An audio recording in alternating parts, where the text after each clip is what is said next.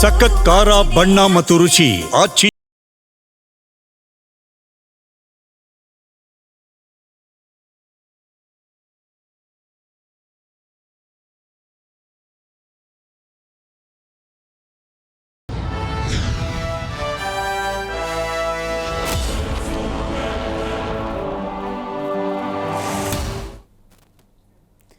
ನಮಸ್ಕಾರ. ಮೆಗಾ ಸುದ್ದಿ ವಿಶೇಷ ಕಾರ್ಯಕ್ರಮಕ್ಕೆ ಸ್ವಾಗತ. ನಾನು ಸಿಂಚನಾ. ರಾಜ್ಯದಲ್ಲಿ ವರ್ಷದಿಂದ ವರ್ಷಕ್ಕೆ ಮಕ್ಕಳ ಅಪಹರಣ ಅಥವಾ ನಾಪತ್ತೆ ಪ್ರಕರಣಗಳ ಸಂಖ್ಯೆ ಹೆಚ್ಚಾಗ್ತಾ ಇದ್ದು, ಅಪಹರಣವಾದ ಮಕ್ಕಳನ್ನ ಭಿಕ್ಷಾಟನೆ ಸೇರಿ ಇನ್ನಿತರ ಕೆಲಸಗಳಿಗೆ ಬಲವಂತವಾಗಿ ದೂಡಲಾಗ್ತಾ ಇದೆ. ಇನ್ನು ಅಪಹರಣವಾದ ಮಕ್ಕಳಲ್ಲಿ 1094 ಮಕ್ಕಳು ಇನ್ನೂ ಕೂಡ ಪತ್ತೆಯಾಗಿಲ್ಲ. ಅವರು ಎಲ್ಲಿದ್ದಾರೆ ಎನ್ನುವಂತಹ ಮಾಹಿತಿಯೂ ಕೂಡ ಪೊಲೀಸರಿಗೆ ಸಿಕ್ಕಿಲ್ಲ. ಯಾಕೆ ಈ ರೀತಿ ಆಗ್ತಾ ಇದೆ? ಇದರ ನಿಯಂತ್ರಣಕ್ಕೆ ಕ್ರಮಗಳೇನು? ಇದೇ ಹೊತ್ತಿನ ವಿಶೇಷ. 1094 ಮಕ್ಕಳಲ್ಲಿ ಇನ್ನೂ ಪತ್ತೆಯಾಗಿಲ್ಲ.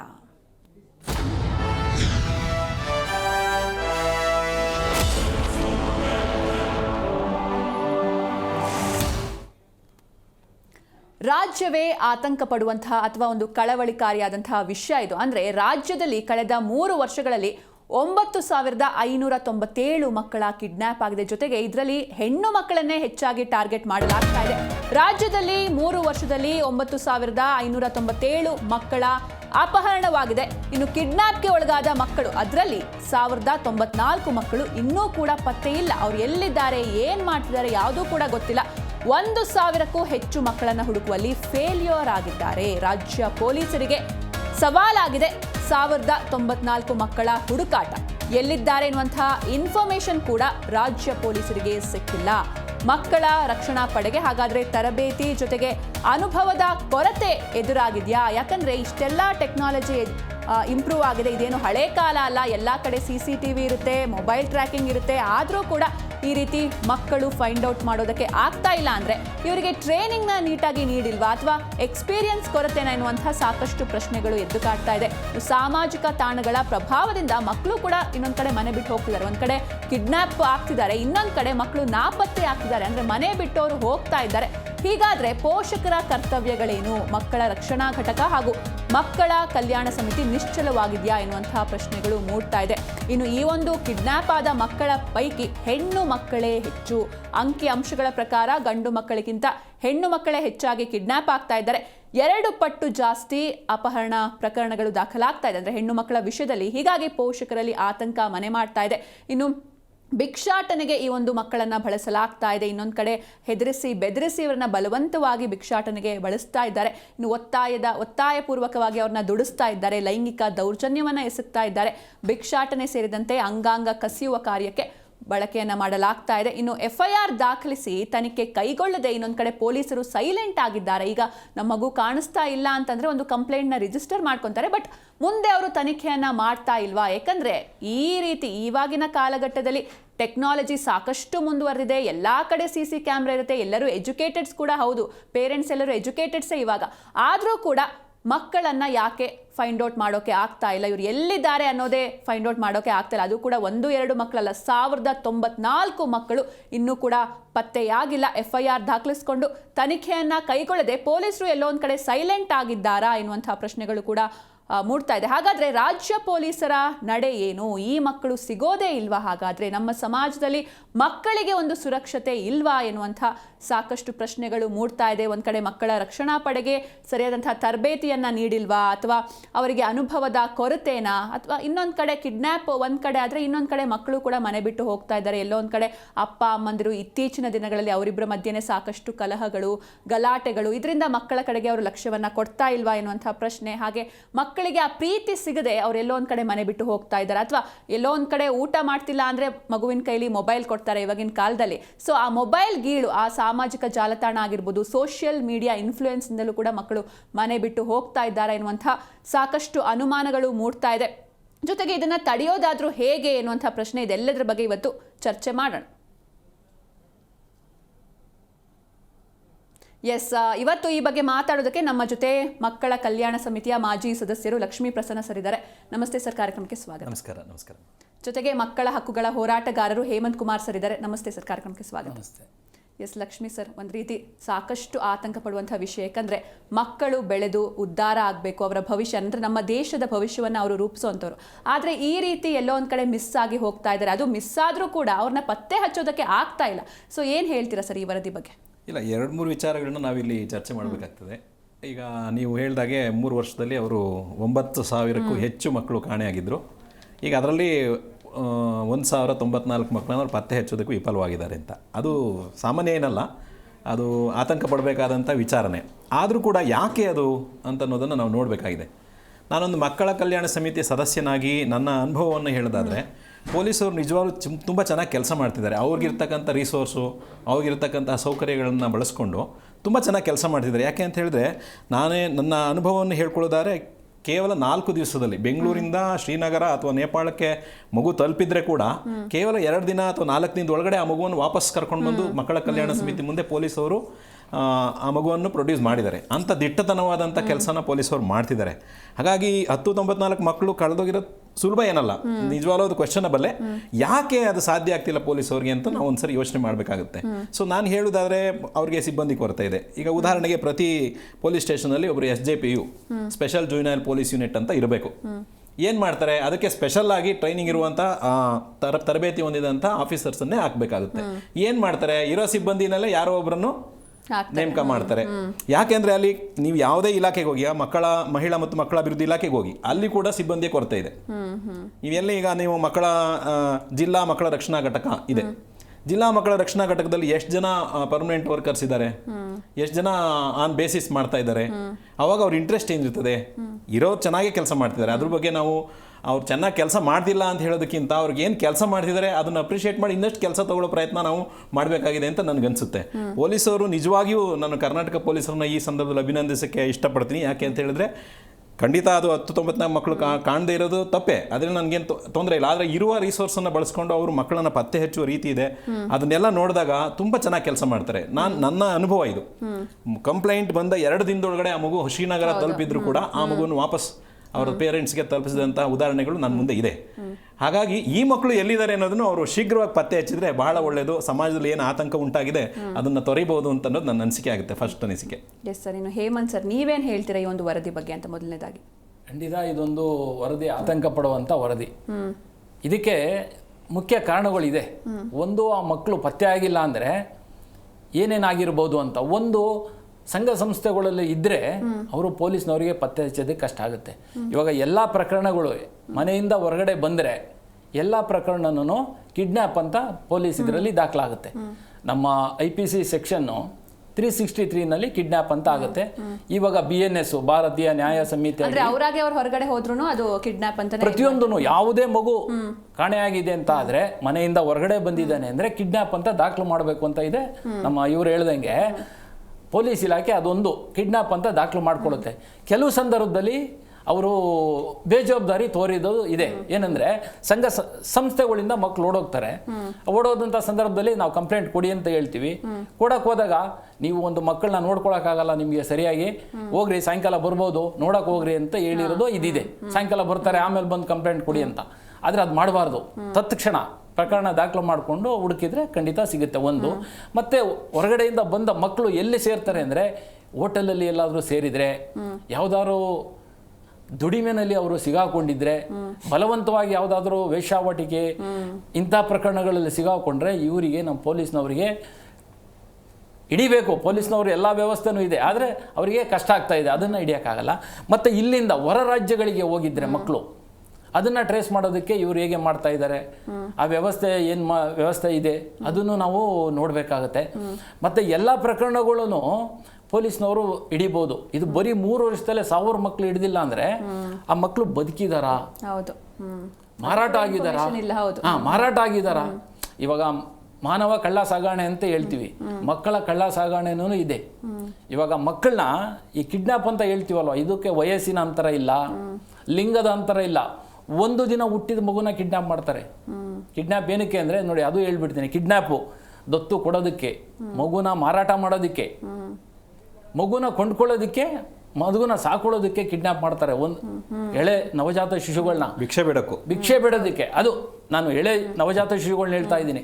ಆಮೇಲೆ ಮೇಲೆ ಬಂದರೆ ಸ್ವಲ್ಪ ವಯಸ್ಸು ಬಂದರೆ ದುಡಿಮೆಗೆ ಅಂದರೆ ಬಾಂಡೆಡ್ ಲೇಬರ್ ಆಗಿ ದುಡಿಸ್ಕೊಳ್ಳೋದಕ್ಕೆ, ಆಮೇಲೆ ಹೆಣ್ಮಕ್ಳು ವಿಷಯ ಬಂದರೆ ಬಿಡಿ, ಒಂದು ಪ್ರೀತಿಸಿದೀವಿ ಅಂತ ಮದುವೆ ಮಾಡೋದಕ್ಕೆ ಕಿಡ್ನಾಪ್ ಮಾಡ್ತಾರೆ, ಅತ್ಯಾಚಾರ ಮಾಡೋದಕ್ಕೆ ಕಿಡ್ನಾಪ್ ಮಾಡ್ತಾರೆ, ಮಾರಾಟ ಮಾಡೋದಕ್ಕೆ ಕಿಡ್ನಾಪ್ ಮಾಡ್ತಾರೆ. ಇದೆಲ್ಲನೂ ನಾವು ಬೇರೆ ಬೇರೆ ರೀತಿ ನೋಡಬೇಕಾಗುತ್ತೆ ಈ ಪ್ರಕರಣ. ಅದರಲ್ಲೂ ಗಂಡು ಮಕ್ಕಳಿಗಿಂತ ಹೆಚ್ಚು ಹೆಣ್ಣು ಮಕ್ಕಳು ಪ್ರಕರಣದಲ್ಲಿ ಇದ್ದಾರೆ ನಮ್ಮ ಕರ್ನಾಟಕದಲ್ಲಿ. ಮತ್ತೆ ಪತ್ತೆ ಆಗದೆ ಇರೋದು ಅವರೇನೆ. ಹಾಗಾದ್ರೆ ಅವ್ರು ನಮ್ಮ ಕರ್ನಾಟಕದಲ್ಲಿ ಇಲ್ವಾ, ಇಲ್ಲ ನಮ್ಮ ದೇಶದಲ್ಲೇ ಇಲ್ವಾ? ಇದನ್ನೆಲ್ಲ ಯಾರು ನಮ್ಮ ಪೊಲೀಸ್ ಇಲಾಖೆನೇ ಅದಕ್ಕೆ ಉತ್ತರ ಕೊಡಬೇಕಾಗುತ್ತೆ. ಇನ್ನೂ ಒಂದು ಇದರಲ್ಲಿದೆ, ಈ ಪ್ರಕರಣ ಇನ್ನೂ ಹೆಚ್ಚಿರ್ಬೋದು. ಹೆಚ್ಚಿನ ಸಂದರ್ಭದಲ್ಲಿ ಪೋಷಕರು ಪ್ರಕರಣನ ದಾಖಲು ಮಾಡಲ್ಲ, ದಾಖಲು ಮಾಡದೇ ಇರೋದಿದೆ. ಅವು ಇದರಲ್ಲಿ ಬರೋದೇ ಇಲ್ಲ. ಇದು ದಾಖಲಾಗಿರೋ ಪ್ರಕರಣಗಳು ಮಾತ್ರ ಇದು. ಅಂದ್ರೆ ಯಾಕೆ ಅವರು ದಾಖಲು ಮಾಡಲ್ಲ ಅಂತ ಅನ್ಸುತ್ತೆ ನಿಮ್ ಪ್ರಕಾರ? ಒಂದು ಮಗು ಮನೆ ಬಿಟ್ಟು ಹೋಗೋ ಅಭ್ಯಾಸ ಇರ್ತದೆ, ಅವಾಗ ಮನೆ ಬಿಟ್ಟು ಹೋಗ್ತಾ ಇರ್ತಾರೆ, ಟೆಂಡೆನ್ಸಿ ಇರ್ತದೆ, ಬರ್ತಾನೆ ಅನ್ನೋದು ಒಂದು. ಇನ್ನೊಂದು, ಕಂಪ್ಲೇಂಟ್ ಮಾಡಿದ್ರೆ ಎಲ್ಲಾದ್ರೂ ಸಿಗಾಕೊಂಡ್ರೆ ಪೊಲೀಸ್ನವರು ವಿಚಾರಣೆ, ಆ ತಲೆನೋವು ಯಾಕೆ ಬೇಕು, ಬರ್ತಾನೆ ಅನ್ನೋದು ಕೆಲವು ಪೋಷಕರಲ್ಲಿ ಅದಿದೆ. ಇನ್ನೊಂದು ಏನು ಸಮಸ್ಯೆ ಅಂದ್ರೆ ಪೋಷಕರಿಗೆ ಮಾಹಿತಿ ಇಲ್ಲ. ಮೊದಲನೇದಾಗಿ ಯಾವ ತರ ಸಿಸ್ಟಮ್ ಇದೆ, ಯಾವ ವ್ಯವಸ್ಥೆಗಳಿದೆ. ನಮ್ಮ ಮಕ್ಕಳು ಕಳೆದೋದಾಗ ಅಥವಾ ರಕ್ಷಣೆ ಮಾಡಬೇಕು ಅಂತಂದಾಗ ನಾವು ಯಾರ ಹತ್ರ ಹೋಗ್ಬೇಕು, ಏನ್ ಕಂಪ್ಲೇಂಟ್ ಮಾಡಬೇಕು, ಪೊಲೀಸರ ನಂತರ ಎಲ್ಲಿ ಹೋಗ್ಬೇಕಾಗಿರುತ್ತೆ, CWCಗೆ ಹೋಗ್ಬೇಕಾ, ಜಿಲ್ಲಾ ಮಕ್ಕಳ ರಕ್ಷಣಾ ಘಟಕ ಅಂತ ಇದೆಯಾ, ಅದೇ ಗೊತ್ತಿಲ್ಲ. ಮಾಹಿತಿ ನಮ್ಮ ಪೋಷಕರಿಗೆ ವಿಶೇಷವಾಗಿ, ನಮ್ಮ ಪೋಷಕರಲ್ಲಿ ನಮ್ಮ ಸಮಾಜದಲ್ಲಿ ಮಕ್ಕಳಿಗೋಸ್ಕರ ಇರ್ತಕ್ಕಂತಹ ವಿಶೇಷ ಸವಲತ್ತುಗಳೇನೋ, ಅವ್ರಿಗೋಸ್ಕರ ಇರ್ತಕ್ಕಂಥ ವಿಶೇಷ ಕಾನೂನುಗಳೇನೋ ಅವುಗಳ ಬಗ್ಗೆ ಅವ್ರಿಗೆ ಅರಿವಿಲ್ಲ. ಅದು ಒಂದು ದೊಡ್ಡ ಸಮಸ್ಯೆ ಇದೆ ನಮ್ಮ ಸಮಾಜದಲ್ಲಿ. ಅದು ಮುಖ್ಯ ಕಾರಣ ಆಗುತ್ತೆ. ಯಾಕೆಂದ್ರೆ ಪೋಷಕರಿಗೆ ಏನ್ ಮಾಡಬೇಕು ಅನ್ನೋ ಅರಿವಿಲ್ಲದಂತ ಪೋಷಕರು ಇದ್ದಾರೆ, ಅಂತ ಸಮುದಾಯಗಳು ಇದೆ. ಅದನ್ನು ಅರಿವು ಮೂಡಿಸ್ತಕ್ಕಂಥ ಕರ್ತವ್ಯ ಏನು ಜಿಲ್ಲಾ ಮಕ್ಕಳ ರಕ್ಷಣಾ ಘಟಕ ಅದನ್ನ ಮಾಡಬೇಕು, ಅವರನ್ನ ತಲುಪಬೇಕು. ನಮ್ಮ ಆರೋಗ್ಯ ಇಲಾಖೆ ಹೇಗೆ ಪ್ರತಿಯೊಂದು ಕುಟುಂಬನೂ ತಲುಪುತ್ತೆ, ಅದೇ ರೀತಿ ಇವ್ರು ತಲುಪಬೇಕು. ಇವ್ರು ತಲುಪಕ್ಕಾಗ್ತಾ ಇಲ್ಲ. ಆ ವ್ಯವಸ್ಥೆ ಇವರಿಗೆ ಪಡ್ಕೊಂಡು ಅದನ್ನ ಮಾಡಬೇಕು, ಅದನ್ನ ಮಾಡ್ತಾ ಇಲ್ಲ. ಈ ಎಲ್ಲ ಕಾರಣದಿಂದ ಅವರು ಪತ್ತೆ ಹಚ್ಚೋದಕ್ಕೆ ವಿಳಂಬ ಮಾಡ್ತಾ ಇದ್ದಾರೆ. ಅದು ಪತ್ತೆ ತುಂಬಾ ವಿಳಂಬನೆ. ಇದು 3 ವರ್ಷ ಅಂದ್ರೆ ತುಂಬಾ ವಿಳಂಬ ಆಗಿದೆ. Yes sir. ಇನ್ನು ಲಕ್ಷ್ಮಿ ಸರ್, ಈಗ ಮಕ್ಕಳನ್ನೇ ಯಾಕೆ ಕಿಡ್ನಾಪ್ ಮಾಡ್ತಾರೆ, ಅವ್ರನ್ನ ಯಾವ ರೀತಿ ದುಡಿಸ್ಕೊಂತಾರೆ ಅಂತ? ಅಲ್ಲ, ಇದು ಸುಲಭ. ಈಗ ದೊಡ್ಡವರಾದ್ರೆ ಪ್ರಶ್ನೆ ಮಾಡ್ತಾರೆ, ನನಗೆ ಇಷ್ಟೇ ಸಂಬಳ ಯಾಕೆ ಕೊಡ್ತೀಯ ಕೇಳ್ತಾರೆ, ಯಾಕೆ ಕೂಡಾಕಿದ್ಯಾ ಪ್ರಶ್ನೆ ಮಾಡ್ತಾರೆ, ಶಕ್ತಿವಂತರಾಗಿರ್ತಾರೆ, ಸ್ವಲ್ಪ ತಿಳುವಳಿಕೆ ಇರ್ತದೆ ಅವ್ರಿಗೆ. ಹಾಗಾಗಿ ದೊಡ್ಡವ್ರನ್ನ ಕಿಡ್ನಾಪ್ ಮಾಡಿದಾಗ ಅವ್ರನ್ನ ಫೇಸ್ ಮಾಡೋದು ಯಾರು ಮಾಡ್ತಾರೆ ಅಥವಾ ಎಲ್ಲಿ ಕಳೆದೋಗಿ ಮಗು ಸಿಕ್ಕೊಂಡಿದೆ ಆ ಜಾಲದಿಂದ ಆಚೆಗೆ ಬರೋಕ್ಕೆ ಮಗುಗೆ ತುಂಬಾ ಕಷ್ಟ ಇದೆ. ಅವ್ರಿಗೆ ನಾಲೆಡ್ಜ್ ಇರಲ್ಲ, ಬೇರೆ ಯಾವುದೇ ರೀತಿಯಾದಂತಹ ತಿಳುವಳಿಕೆ ಇರಲ್ಲ, ಮತ್ತೆ ಬಲವಾಗೂ ಇಲ್ಲ. ಹಾಗಾಗಿ ಇವ್ರನ್ನ ಸುಲಭವಾಗಿ ಅವರು ಟಾರ್ಗೆಟ್ ಮಾಡಬಹುದು. ಈಸಿಯಾಗಿ ಅದೊಂದು ಆಮಿಷ ಒಡ್ಡಿ ಅವ್ರನ್ನ ಕರ್ಕೊಂಡು ಹೋಗ್ಬೋದು. ಚಾಕ್ಲೇಟ್ ಏನೋ ಸಣ್ಣ ವಿಷಯಕ್ಕೂ ಕರ್ಕೊಂಡು ಹೋಗ್ಬೋದು. ನಿಮ್ಮ ಮನೇಲಿ ನಿಮ್ಮ ತಂದೆ ತಾಯಿ ಬೈದ್ರಾ, ಸೊ ಮಕ್ಕಳು ಯಾಕೆ ಮನೆಯಿಂದ ಹೊರಬಿಟ್ಟು ಬರ್ತಿದ್ದಾರೆ ಅನ್ನೋದು ನಾವು ಒಂದು ಸ್ವಲ್ಪ ಡಿಸ್ಕಷನ್ ಮಾಡಲೇಬೇಕೀಗ. ಈಗ ನನ್ನ ಗೆಳೆಯರು ಹೇಳಿದಾಗೆ ಎಲ್ಲಾ ಪ್ರಕರಣ ಪೊಲೀಸ್ ಸ್ಟೇಷನ್ಗೆ ಹೋದ ತಕ್ಷಣ ಕಿಡ್ನಾಪ್ ಅಂತಾನೆ ಅದು ರಿಜಿಸ್ಟರ್ ಆಗುತ್ತೆ. ಸೊ ಹಾಗಾಗಿ ನಾವು ಇಲ್ಲಿ ಈ ಪ್ರಕರಣವನ್ನು ಗಮನಿಸುವಾಗ ಇವರೆಲ್ಲರೂ ಕಿಡ್ನಾಪ್ ಆಗಿದ್ದಾರೆ ಅಂತಾನೆ ಭಾವಿಸ್ತಿದೀವಿ. ಜನ ಈಗ ಹಂಗೆ ತಿಳ್ಕೊತಾರೆ. ಆಕ್ಚುಲಿ ಇದು ಹಾಗಲ್ಲ. ಸುಪ್ರೀಂ ಕೋರ್ಟ್ನ ಆದೇಶದ ಪ್ರಕಾರ, ಯಾಕೆ ಅಂದ್ರೆ ಮೊದಲು ಈ ತರ ಕಳೆದೋದ್ರು ಕಾಣೆಯಾದ್ರು ಪ್ರಕರಣಗಳಿಗೆ ಪೊಲೀಸರ ಬೇಜವಾಬ್ದಾರಿಯನ್ನು ಗಮನಿಸಿದ ಸುಪ್ರೀಂ ಕೋರ್ಟ್ ತರಾಟೆಗೆ ತೆಗೆದು ನೀವು ಅದನ್ನು ಕಿಡ್ನಾಪ್ ಅಂತ ಬುಕ್ ಮಾಡಿ, ಇಲ್ಲ ನೀವು ಕೆಲಸ ಮಾಡಲ್ಲ ಅಂತ ಹೇಳಿ ಅದೊಂದು ಆದೇಶನ ಮಾಡಿದ್ರು. ಹಾಗಾಗಿ ಎಲ್ಲ ಕಿಡ್ನಾಪ್ ಅಂತ ಬುಕ್ ಮಾಡ್ತಿದ್ದಾರೆ. ಹಾಗಾಗಿ ನಮಗೆ ಬಹುಶಃ 94 ಮಕ್ಕಳೇ ಕಾಣ್ತಿದ್ದಾರೆ, ಇಲ್ಲಾಂದ್ರೆ ಇನ್ನೂ ಜಾಸ್ತಿ ಇರ್ತಿದೆ ಅನ್ನೋ ಗೊತ್ತಿಲ್ಲ. ಇಲ್ಲಿ ಪ್ರಾಬ್ಲಮ್ ಏನಂದ್ರೆ ಮಕ್ಕಳನ್ನು ನಾವು ಬೆಳೆಸುವ ರೀತಿ ಹೇಗೇನ್ ನಾವು ಪೋಷಕರ ಸಮಾಜದ ಕಡೆಗೆ ಬರಬೇಕಾಗ್ತಿದೆ. ಶಾಲೆಗಳು ಏನ್ ಕೆಲಸ ಮಾಡ್ತಾ ಇವೆ, ನಿಜವಾಗೂ ಶಾಲೆಗಳು ಮಕ್ಕಳನ್ನ ತಾವು ತಮ್ಮನ್ನು ರಕ್ಷಿಸ್ಕೊಳ್ಳೋದಕ್ಕೆ ಇರ್ತಕ್ಕಂಥ ವ್ಯವಸ್ಥೆ ಬಗ್ಗೆ ತಿಳಿಸ್ಕೊಡ್ತಿದಾರ? ಗೊತ್ತಾ? ಎಷ್ಟು ಜನ ಗೊತ್ತು ಮಕ್ಕಳ ಕಲ್ಯಾಣ ಸಮಿತಿ ಅಂತ? ಯಾರೋ ಒಂದು ಮಗು ಕಳ್ಕೊಂಡಾಗ, ಮಗು ಹುಡ್ಕೊಂಡು ಬಂದಾಗ ಪೊಲೀಸರು ಏನಾದ್ರು ಕರ್ಕೊಂಡ್ಬಂದು ಬಿಟ್ರೆ ಅಲ್ಲಿ ಮಕ್ಕಳ ಕಲ್ಯಾಣ ಸಮಿತಿ ಮುಂದೆ ಬರ್ತಾರೆ, ಇಲ್ಲಾಂದ್ರೆ ಯಾರಿಗೂ ಗೊತ್ತಿಲ್ಲ. ನೋಡಿ, ನಮ್ಮ ಸಮಾಜದಲ್ಲಿ ಮದುವೆ ಬಹಳ ಮುಖ್ಯ. ಒಂದು ಗಂಡು ಹೆಣ್ಣಿನ ಜೀವನದಲ್ಲಿ ಬಹಳ ಮುಖ್ಯ ಮದುವೆ. ಮದುವೆ ಆಗಿದ್ದು 2ನೇ ವರ್ಷಕ್ಕೆ ಮಗು ಆಗ್ಬೇಕು ಅಷ್ಟೇ. ಆದ್ರೆ ಮಗು ನಂತರ ಏನು, ಮಗುವನ್ನು ಹೇಗೆ ಬೆಳೆಸೋದು, ಯಾವ್ದಾದ್ರು ತರಬೇತಿ ಇದೆಯಾ, ಯಾರಿಗಾದ್ರೂ ಗೊತ್ತಿದೆಯಾ? ಇಲ್ಲ. ಹೋಗ್ಲಿ, ಏನಾದ್ರು ವ್ಯವಸ್ಥೆಗಳಿದೆ ಅಂತ ಗೊತ್ತಿದ್ಯಾ, ಕಾನೂನುಗಳಿದೆ ಅಂತ ಗೊತ್ತಿದ್ಯಾ? ಈಗ ಜಿಲ್ಲಾ ಮಕ್ಕಳ ರಕ್ಷಣಾ ಘಟಕದಲ್ಲಿ ಎಷ್ಟು ವ್ಯವಸ್ಥೆಗಳಿದೆ, ಸಾಂಸ್ಥಿಕ ವ್ಯವಸ್ಥೆಗಳಿದೆ, ಅಸಾಂಸ್ಥಿಕ ವ್ಯವಸ್ಥೆಗಳಿದೆ. ಒಂದೇ ಒಂದು ತಾಯಿ ಇದ್ರೆ ಆ ಮಗುಗೆ ಸಹಾಯ ಮಾಡ್ಲಿಕ್ಕೆ ಅವಕಾಶ ಇದೆ. ಯಾವ ತಾಯಿ ಗೊತ್ತಿದೆ? ಯಾರು ಬಂದು ಅಪ್ರೋಚ್ ಮಾಡ್ತಾರೆ? ಯಾರಾದ್ರೂ ಆ ವಲಯದೊಳಗಡೆ ಬಂದಾಗ ಮಾತ್ರ ಅವ್ರಿಗೆ ಅದು ಗೊತ್ತಾಗುತ್ತೆ, ಇಲ್ಲ ಅಂದ್ರೆ ಗೊತ್ತಾಗೋದೇ ಇಲ್ಲ. ವಿಶೇಷವಾಗಿ ನಾವು ಇಲ್ಲಿ ಮಕ್ಕಳ ಹಕ್ಕುಗಳ ಆಯೋಗ ಇದೆ, ರಕ್ಷಣಾ ಆಯೋಗ ಇದೆ ನಮ್ಮಲ್ಲಿ. ಮಕ್ಕಳ ಹಕ್ಕುಗಳ ರಕ್ಷಣಾ ಘಟಕ ಪ್ರತಿ ಜಿಲ್ಲೆಯಲ್ಲಿ ಕೆಲಸ ಮಾಡ್ತೀವಿ. ಅವ್ರಿಗೆ ಇನ್ನೂ ಸಿಬ್ಬಂದಿನ ಒದಗಿಸ್ಬೇಕು ಮತ್ತು ಹೆಚ್ಚೆಚ್ಚು ಪ್ರಚಾರ ಮಾಡಬೇಕು. ನಾವೇನು ಮಾಡ್ತೀವಿ, 1098 ಮಕ್ಕಳ ಸಹಾಯವಾಣಿ ಅಂತ ಮಾತಾಡ್ತಿದ್ದೀವಿ. 1098 ಈಗ ಕಳೆದ 2-3 ವರ್ಷಗಳಿಂದ ನನಗೆ ಯಾಕೆ ಮಲ್ಕೊಂಡ್ಬಿಟ್ಟಿದೆ ಅಂತ ಅನಿಸ್ತಾ ಇದೆ. ಹೌದು, 2-3 ವರ್ಷಗಳಿಂದ ಈಚೆಗೆ ಅದಕ್ಕೆ ಹಿಂದೆ ಕೆಲಸ ಮಾಡುವಾಗ ತುಂಬಾ ತುಂಬಾ ಸುಪೀರಿ. ಬೆಳಗ್ಗೆ ಇದ್ರೆ ಒಂದು 4 ಕೇಸ್ ಬರ್ತಿದ್ದು, ಬೆಳಗ್ಗೆ ಒಂದು ನೀವು ನೋಡಿ ಇವತ್ತು ಹೋಗಿ ಬೆಂಗಳೂರು ರೈಲ್ವೆ ಸ್ಟೇಷನ್ ಮುಂದೆ ನಿಂತ್ಕೊಳ್ಳಿ, ಬೆಳಗ್ಗೆ ರೈಲ್ ಇಳಿಯುವಾಗ ಎಷ್ಟು ಜನ ಮಕ್ಕಳು ಅಲ್ಲಿ ಬರ್ತಾರೆ. ಯಾರು ಅದನ್ನ ವಾಚ್ ಮಾಡ್ತಿದ್ದಾರೆ, ಯಾರು ಮಾನಿಟರಿಂಗ್ ಮಾಡ್ತಾರೆ, ಯಾಕೆ ಈ ಮಗು ಬಂದಿದೆ, ಎಷ್ಟು ವರ್ಷ ಇರ್ಬೋದು, 17 18 ಗೊತ್ತಾಗಲ್ಲ. ಅದು ನೀವು ನೋಡಿದ್ರೆ ಬರೀ ಫಿಸಿಕಲ್ ಅಪಿಯರೆನ್ಸ್ ಅಲ್ಲಿ ನಾವು ಈ ಮಗು ವಯಸ್ಸು ಎಷ್ಟು ಅಂತ ಕಂಡುಹಿಡಿಯಕ್ಕೆ ಆಗಲ್ಲ, ಆಯ್ತಾ. ಹಾಗೆ ನಮ್ಮ ಅನುಭವಗಳನ್ನ ನೋಡ್ಕೊಂಡು ಹೋಗ್ತಾ ಹೋದ್ರೆ ನಾವು 2001-2ರಲ್ಲಿ ಒಂದು ಇಲ್ಲಿ ಬೆಂಗಳೂರಲ್ಲಿ ಒಂದು ರೇಡ್ ಮಾಡ್ತೀವಿ, ಅದು ಚಿನ್ನ ಬೆಳ್ಳಿ ಕೆಲಸ ಮಾಡ್ತಿಕ್ಕಂಥ ಮಕ್ಕಳ ಬಗ್ಗೆ ಒಂದು ರೇಡ್ ಮಾಡ್ತೀವಿ. ಇಲ್ಲಿ ನಾವು ಎಷ್ಟು ಜನರನ್ನ ರೆಸ್ಕ್ಯೂ ಮಾಡಿದೀವಿ, ಅದರಲ್ಲಿ 50% ಮಕ್ಕಳಿದ್ರು, 18 ವರ್ಷದ ಕೆಳಗಡೆಯವರಿದ್ರು. ಅವ್ರು ಯಾರು ನೋಡಿದ್ರೆ ಅವರು 18 ವರ್ಷ ಆಗಿದೆ ಅನ್ನೋದನ್ನೇ ಕಾಣಿಸ್ತಾ ಇದ್ರು. ಹಾಗಾಗಿ ಫಿಸಿಕಲ್ ಅಪಿಯರೆನ್ಸ್ ಅಲ್ಲಿ ನಾವು ಯಾರು ಮಾನಿಟರಿಂಗ್ ಮಾಡ್ತಾರೆ, ನೀವು ಬೆಳಗ್ಗೆ ಹೋಗಿ ಈ KSR ರೈಲ್ವೆ ಸ್ಟೇಷನ್ ಮುಂದೆ ನಿಂತ್ಕೊಳ್ಳಿ, ನೋಡ್ರಂತೆ 1000 ಜನ ಬರ್ತಾರೆ ಒಂದೊಂದು ರೈಲಿಂದ. ಯಾರು ಮಾನಿಟರ್ ಮಾಡ್ತಾರೆ, ಈ ಮಕ್ಕಳು ಎಲ್ಲಿ ಹೋಗ್ತಿದ್ದಾರೆ, ಎಲ್ಲಿಗೆ ಹೋಗ್ತಿದ್ದಾರೆ ಗೊತ್ತಿಲ್ಲ. ಇನ್ನೊಂದು ವೆಬ್ಸೈಟ್ ನೀವು ನೋಡ್ಬೇಕು, ಎವ್ರಿ 8 ಮಿನಿಟ್ ಅಂತ ಒಂದು ವೆಬ್ಸೈಟ್ ಇದೆ, ನೀವು ಅಲ್ಲೋಗಿ ನೋಡ್ಬಿಟ್ರೆ ಇನ್ನು ಭಯಾನಕವಾಗಿದೆ. ಪ್ರತಿ 8 ನಿಮಿಷಕ್ಕೆ ಒಂದು ಹೆಣ್ಣು ಮಗು, ಅವ್ರ ಗಂಡು ಮಗು ಮಾತಾಡಲ್ಲ, ಹೆಣ್ಣು ಮಗು ಕಾಣೆ ಆಗ್ತಿದೆ. ಎಲ್ಲಿ ಹೋಗ್ತಿದ್ದಾರೆ ಇವರೆಲ್ಲ, ಯಾರು ಏನು ಮಾಡ್ತಿದ್ದಾರೆ ಗೊತ್ತಿಲ್ಲ. ಇವತ್ತಿಗೂ ನಾವು ಬೆಂಗಳೂರಲ್ಲಿ ಬಹುಶಃ ನಾವು ಹುಡುಕ್ತಾ ಹೋದ್ರೆ ಇವತ್ತು ನಮಗೆ ಚೈಲ್ಡ್ ಲೇಬರ್ ಸಿಗ್ತಾರೆ. ಇವತ್ತಿಗೂ ಶಾಲೆ ಬಿಟ್ಟ ಮಕ್ಕಳು ಯಾರು ಕೇಳ್ತಿದ್ದಾರೆ, ಶಾಲೆ ಬಿಟ್ಟ ಮಕ್ಕಳು. ನಮ್ಮ ಪ್ರಕಾರ ನಾವು ನಮ್ಮ ಥರ ಒಂದು ಸಂಸ್ಥೆಗಳಲ್ಲಿ ಕೆಲಸ ಮಾಡ್ತಿರ್ತಕ್ಕಂಥವ್ರು, ಮಕ್ಕಳ ಹಕ್ಕುಗಳು ಕೆಲಸ ಮಾಡ್ತಿರೋರು, ನಾವೇನು ಹೇಳ್ತೀವಿ, ಶಾಲೆಯಿಂದ ಮಗು ಹೊರಗಡೆ ಇದೆ ಅಂದರೆ ಅದು ಚೈಲ್ಡ್ ಲೇಬರ್ ಆಗಿದೆ, ಇಲ್ಲ ಚೈಲ್ಡ್ ಮ್ಯಾರೇಜ್ ಆಗಿದೆ, ಇಲ್ಲೇನೋ ಆಗಿದೆ, ಅದು ತೊಂದರೆಲಿದೆ ಅಂತ ನಾವು ಹೇಳ್ತೀವಿ. ಅದು ಸರ್ಕಾರ ಏನು ಹೇಳ್ತದೆ, ಅವನು ಶಾಲೆ ಬಿಟ್ಟ ಮಗು ಅಷ್ಟೇ ಹೇಳ್ತದೆ, ಮನೇಲಿದ್ದಾನೆ ಶಾಲೆ ಬಿಟ್ಟು ಮಗು. ನೀವು ಯೋಚನೆ ಮಾಡಿ, ಕಳೆದ 5-6 ವರ್ಷಗಳಿಗೆ ಮುಂಚೆ 3 ತಿಂಗಳು ಮಗು ಬಂದಿಲ್ಲ ಅನ್ನೋವರೆಗೂ ಕಾಯ್ತಾ ಇದ್ರು. 3 ತಿಂಗಳು ಬಂದಿಲ್ಲ ಅಂದ್ರೆ ಆಮೇಲೆ ಶಾಲೆ ಬಿಟ್ಟ ಮಗು ಅಂತ ಹೇಳ್ತಿದ್ರು. ಕಳೆದ 5-6 ವರ್ಷದ ಹಿಂದೆ ನಾವೊಂದು RT ಕಾನೂನು ಜಾರಿಗೆ ಬಂದ ಮೇಲೆ ನಾವೊಂದು ಕಾರ್ಯಕ್ರಮ ಅರೇಂಜ್ ಮಾಡಿ ಅಲ್ಲಿ ಒಂದು ಸ್ಟೇಟ್ಮೆಂಟ್ ಮಾಡಿದಾಗ ಇಷ್ಟು ಜನ 40,000 ಜನ ಮಕ್ಕಳು ಶಾಲೆಯಿಂದ ಹೊರಗಿದ್ದಾರೆ ಎಂದಾಗ ವಘೇಲಾ ಅವರು, ಜಸ್ಟಿಸ್ ವಘೇಲಾ ಅವರು ಹೈಕೋರ್ಟಲ್ಲಿ ಒಂದು ಸ್ವಯಂ ಪ್ರೇರಿತ ಕೇಸ್ ದಾಖಲು ಮಾಡ್ಕೋತಾರೆ. ಅವರು ಪ್ರಶ್ನೆ ಮಾಡ್ತಾರೆ ಅವಾಗ, 90 ದಿನ ಬರಬೇಕಾ ಒಂದು ಮಗು ಶಾಲೆ ಬಿಟ್ಟಿದೆ ಅಂತ ಹೇಳಬೇಕು ಅಂತಂದ್ರೆ. ಹಾಗಾದ್ರೆ ಈಗ ಪತ್ತೆ ಹಚ್ಚೋರು ಯಾರು? ಆಕ್ಚುಲಿ ಮಕ್ಕಳ ರಕ್ಷಣೆಗೋಸ್ಕರ ಸರ್ಕಾರದಲ್ಲಿ ಕಾನೂನಿಯಲ್ಲಿ ವ್ಯವಸ್ಥೆಗಳು ತುಂಬಾ ಚೆನ್ನಾಗಿದೆ. ನೀವೊಂದು ಗ್ರಾಮ ಪಂಚಾಯತಿಗೆ ಹೋದ್ರೆ ಮಕ್ಕಳ ಹಕ್ಕುಗಳ ರಕ್ಷಣಾ ಸಮಿತಿ, ಕಾವಲು ಸಮಿತಿ ಅಂತ ಮಾಡಿದ್ದಾರೆ. ಅದೇನು ಕೆಲಸ ಮಾಡ್ತಿದೆ ಹಾಗಾದ್ರೆ? ಒಂದು ಊರಿಂದ ಒಂದು ಮಗು ಕಾಣೆ ಆಗ್ತಿದೆ ಅಂತಂದಾಗ ಏನು ಕೆಲಸ ಮಾಡ್ತದೋ ಎಲ್ಲ ಪೇಪರ್ ಮೇಲೆ ನಿಮಗೆ ಬ್ಲ್ಯಾಕ್ ಆ್ಯಂಡ್ ವೈಟಲ್ಲಿ ತುಂಬ ಎಷ್ಟು ಚೆನ್ನಾಗಿದೆ. ಅದು ಓದ್ತಾ ಇರುವಾಗ ಇಷ್ಟೊಂದು ಅದ್ಭುತವಾದಂಥ ವ್ಯವಸ್ಥೆಯನ್ನು ನಮ್ಮ ಸರ್ಕಾರ ಕಾನೂನಿಡಿಯಲ್ಲಿ ತಂದಿದೆ. ಈಗ ಹಾಗಾದ್ರೆ 94 ಮಕ್ಕಳು ಎಲ್ಲಿ ಕಾಣೆ ಆಗ್ಬಿಟ್ರು? ಎಲ್ಲ ವ್ಯವಸ್ಥೆ ಇದೆ, ಆದರೆ ಎಕ್ಸಿಕ್ಯೂಷನ್ ಇಲ್ಲ, ಮಾಡಕ್ಕೆ ಜನ ಇಲ್ಲ, ಅದು ಸಮಸ್ಯೆ. ಈಗ ಜಿಲ್ಲಾ ಮಕ್ಕಳ ರಕ್ಷಣಾ ಘಟಕ ಅಂತ ತಗೊಳ್ತೀರಾ, ನಾನು ಆಗಲೇ ಹೇಳಿದೆ, ಅಲ್ಲಿ ರಕ್ಷಣಾಧಿಕಾರಿಗಳು ಯಾರೊಬ್ರು ಕ್ಲರ್ಕ್ ಇನ್ನೊಬ್ರು ಬಿಟ್ಟರೆ ಬಾಕಿಯವರೆಲ್ಲ ಕಾಂಟ್ರಾಕ್ಟ್ ಬೇಸಿಸಲ್ಲೇ ಕೆಲಸ ಮಾಡ್ತಾರೆ. ಎಷ್ಟು ವರ್ಷ ಅವ್ರ ಜೀವನವನ್ನು ಹಾಗೆ ಮಾಡಿ ನಡೆಸಬೇಕು? ಹಾಗಾದ್ರೆ ನಿಮ್ಗೆ ನಿಜವಾಗೂ ಈಗ ಮಕ್ಕಳ ಕಲ್ಯಾಣ ಸಮಿತಿ ನಿಶ್ಚಲ ಆಗ್ಬಿಟ್ಟಿದೆ ಅಂತ ನೀವು ಹೇಳ್ತಾ ಇದ್ರಿ, ಖಂಡಿತ ನಿಶ್ಚಲವಾಗಿದೆ ಅಂತಾನೆ ಹೇಳ್ತೀನಿ ನಾನು. ಹೌದು, ಕಳೆದ 7-8 ವರ್ಷಗಳಾಯ್ತು, ಪ್ರತಿ 3 ವರ್ಷಕ್ಕೆ ಅದು ಬದಲಾಗಬೇಕು. 7 ವರ್ಷಗಳಾಗಿದೆ, ಈಗ ಇನ್ನೂ ಕಂಪ್ಲೀಟ್ ಆಗಿಲ್ಲ. ಇನ್ನೂ ಬೆಂಗಳೂರಲ್ಲಿ ಪೂರ್ಣ ಪ್ರಮಾಣದಲ್ಲಿ ಕೆಲಸ ಮಾಡ್ತಕ್ಕಂತಹ ಮಕ್ಕಳ ಕಲ್ಯಾಣ ಸಮಿತಿ ಇಲ್ಲ.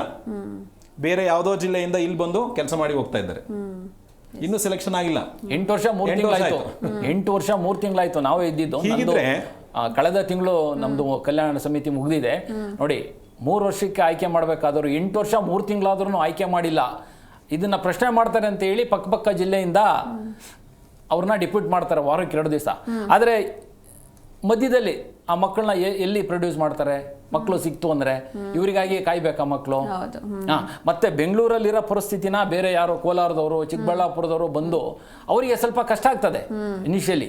ಇಲ್ಲಿ ಅವ್ರನ್ನೇ ಆಯ್ಕೆ ಮಾಡಲಿ, ಯಾಕೆ ಏನು ತೊಂದರೆ ಆಗಿದೆ ಅದ್ರ ಬಗ್ಗೆ ಅವ್ರು ಯಾರು ಇಲಾಖೆಯವರು ಮಾತಾಡಲ್ಲ. 8 ವರ್ಷ ಆದ್ರೂ ಇದು ಸರ್ಕಾರದ ಒಂದು ಭಾಗ ನೋಡಿ. ಈಗ ಮಕ್ಕಳ ಹಕ್ಕುಗಳ ರಕ್ಷಣಾ ಆಯೋಗದ ಅಧ್ಯಕ್ಷರು ತೆರವಾಗಿದ್ದಾರೆ, ಇನ್ನೊಬ್ಬರಿಗೆ ಡೆಪ್ಯೂಟ್ ಮಾಡಿದ್ದಾರೆ ಅಲ್ಲೂ ಕೂಡ. ಹಾಗಾದಾಗ ಯಾರು ಕೆಲಸ ಮಾಡ್ತಾರೆ? ಈಗ ಎಷ್ಟು ಮಾಡಬೇಕು? ಮೈಸೂರಿಂದ ಬಂದು ಬೆಂಗಳೂರಲ್ಲಿ ಬಂದು ಮಕ್ಕಳ ಕಲ್ಯಾಣ ಸಮಿತಿ ನಡೆಸಿದ್ರೆ ಹೇಗಿರ್ತದೆ? ಅವರು ಟ್ರಾವೆಲ್ ಮಾಡೋದೇ ಒಂದಷ್ಟು ಸಮಯ ಕಳೆದೋಗಿರ್ತದೆ. ಹಾಗಾಗಿ ನಾವು ಕಾನೂನುಗಳು ತುಂಬಾ ಚೆನ್ನಾಗಿದೆ, ಬ್ಯೂಟಿಫುಲ್, ಮತ್ತು ಆ ಕಾನೂನು ಎಕ್ಸಿಕ್ಯೂಷನ್ ಆದರೆ ಖಂಡಿತ ನಾವು ಇಂಥವನ್ನು ತಡೆ ಹಿಡಿಬಹುದು ಅಂತ. ಈಗ ಅವರ ಪ್ರಮುಖವಾದ ಕೆಲಸ ಏನಿದೆ, ಮಕ್ಕಳ ಹಕ್ಕುಗಳ ರಕ್ಷಣಾ ಆಯೋಗ ಮತ್ತು ಜಿಲ್ಲಾ ಮಕ್ಕಳ ರಕ್ಷಣಾ ಘಟಕದವರು ತರಬೇತಿಗಳು ಮಾಡಬೇಕು, ಅರಿವು ಮೂಡಿಸಬೇಕು, ಸಮಾಜದಲ್ಲಿ ಮಕ್ಕಳ ಬಗ್ಗೆ ಇರ್ತಕ್ಕಂಥ ಕೆಲವು ಏನು ಮಾಡಬಾರ್ದ ಕೆಲಸಗಳಿದೆ. ಉದಾಹರಣೆಗೆ ಬಾಲ್ಯ ವಿವಾಹ ಮಾಡ್ತಿದ್ದಾರೆ, ಎಲ್ಲೋ ಬಲಿ ಕೊಡ್ತಾರೆ. ಇತ್ತೀಚೆಗೆ ನಾವು ನೋಡಿದ್ವಿ, ನಿಧಿಗಾಗಿ ಬಲಿ ಕೊಡೋದು. ಆಮೇಲೆ ದತ್ತು ತಗೊಳ್ಳೋ ಕಾನೂನು ಪ್ರಕಾರ ದತ್ತು ತಗೊಳ್ಳೋದ್ರ ಬಗ್ಗೆ ಎನ್ಕರೇಜೇ ಇಲ್ಲ. ಸೊ ಇದೆಲ್ಲ ತುಂಬ ಕೆಲಸ ಇದೆ. ಈ ಕೆಲಸ ಮಾಡೋಕ್ಕೆ ಎಷ್ಟು ಜನ ಬೇಕಾಗಿದ್ದಾರೆ ನನ್ನ ಪ್ರಕಾರ ಅದ್ರ ಕೊರತೆ ಇದೆ. ಈವನ್ ನೀವು ಪೊಲೀಸ್ ಇಲಾಖೆಗೆ ಹೋದ್ರು ಅಷ್ಟೇ, ನೀವು ಯಾವುದೋ ಒಂದು ಹೋಗಿ, ಈಗ ಯಾವುದೋ ಒಂದು IT ಹಣದ ವ್ಯತ್ಯಾಸ ಆಗ್ಬಿಡ್ತು, ಇಂಟರ್ನೆಟ್ಟು, ನೀವು ಹೋಗಿ ಅದಕ್ಕೆ ಕೆಲಸ ಮಾಡೋಕ್ಕೆ ಅಂತ ವ್ಯವಸ್ಥೆ ಇದೆ, ಬಟ್ ಮಾಡೋರಿಲ್ಲ ಅಲ್ಲಿ. ಒಂದು ಪೊಲೀಸ್ ಸ್ಟೇಷನ್ ಇರೋ ಒಬ್ಬ ಇನ್ಸ್ಪೆಕ್ಟರ್ ಎಷ್ಟು ಜವಾಬ್ದಾರಿ ತಗೋಬೋದು? ಅವನೇ SJPO, ಅವನೇ ಸಿವಿಲ್ಲು, ಅವನೇ ಕ್ರಿಮಿನಲ್ಲು, ಅವನೇ ಏನು ಮಾಡ್ಬೇಕು ಪಾಪ ಅವ್ರು ತಾನೆ. ನಾನು ಯಾರನ್ನು ವಹಿಸ್ಕೊಂಡು ಮಾತಾಡ್ತಿಲ್ಲ ಇಲ್ಲಿ. ಅದು ಪರಿಸ್ಥಿತಿ ಏನಿದೆ ಅದನ್ನು ನಾವು ಅವಲೋಕನ ಮಾಡಬೇಕು. ಅದು ಒಂದು ಮೈನಸ್ ಆಗಿದೆ ನಮಗೆ, ಇಷ್ಟು ಮಕ್ಕಳು ಸಿಗದೇ ಇರೋದಕ್ಕೆ ಅಂತ. ಈ 10-4 ಮಕ್ಕಳು ಎಲ್ಲಿ ಕಾಣೆ ಆಗಿರ್ಬೋದು, ಮಾರಾಟ ಆಗಿರ್ಬೋದು, ಎಲ್ಲೋ ಹೋಗಿರ್ಬೋದು, ಸತ್ತೋಗಿರ್ಬೋದು, ಯಾರಿಗೂ ಗೊತ್ತಿಲ್ಲ. ಬಟ್ ಯಾವುದೋ ತೊಂದರೆಯಲ್ಲಿ ಇರ್ಬೋದು, ಆದ್ರೆ ಅದನ್ನ ನಾವು ಇನ್ನು ಬದುಕಿ ತೊಂದರೆ ಅನುಭವಿಸ್ತಾ ಇರ್ಬೋದು, ಬಲವಂತವಾಗಿ ಯಾವುದೋ ಮೋಸದ ಜಾಲದಲ್ಲಿ ಸಿಕ್ಕಿರ್ಬೋದು, ಮಕ್ಕಳು ಒದ್ದಾಡ್ತಾ ಇರ್ಬೋದು, ಅವರ ರಕ್ಷಣೆಗಾಗಿ ಇವಾಗ ಕಾಯ್ತಾ ಇರ್ಬೋದು.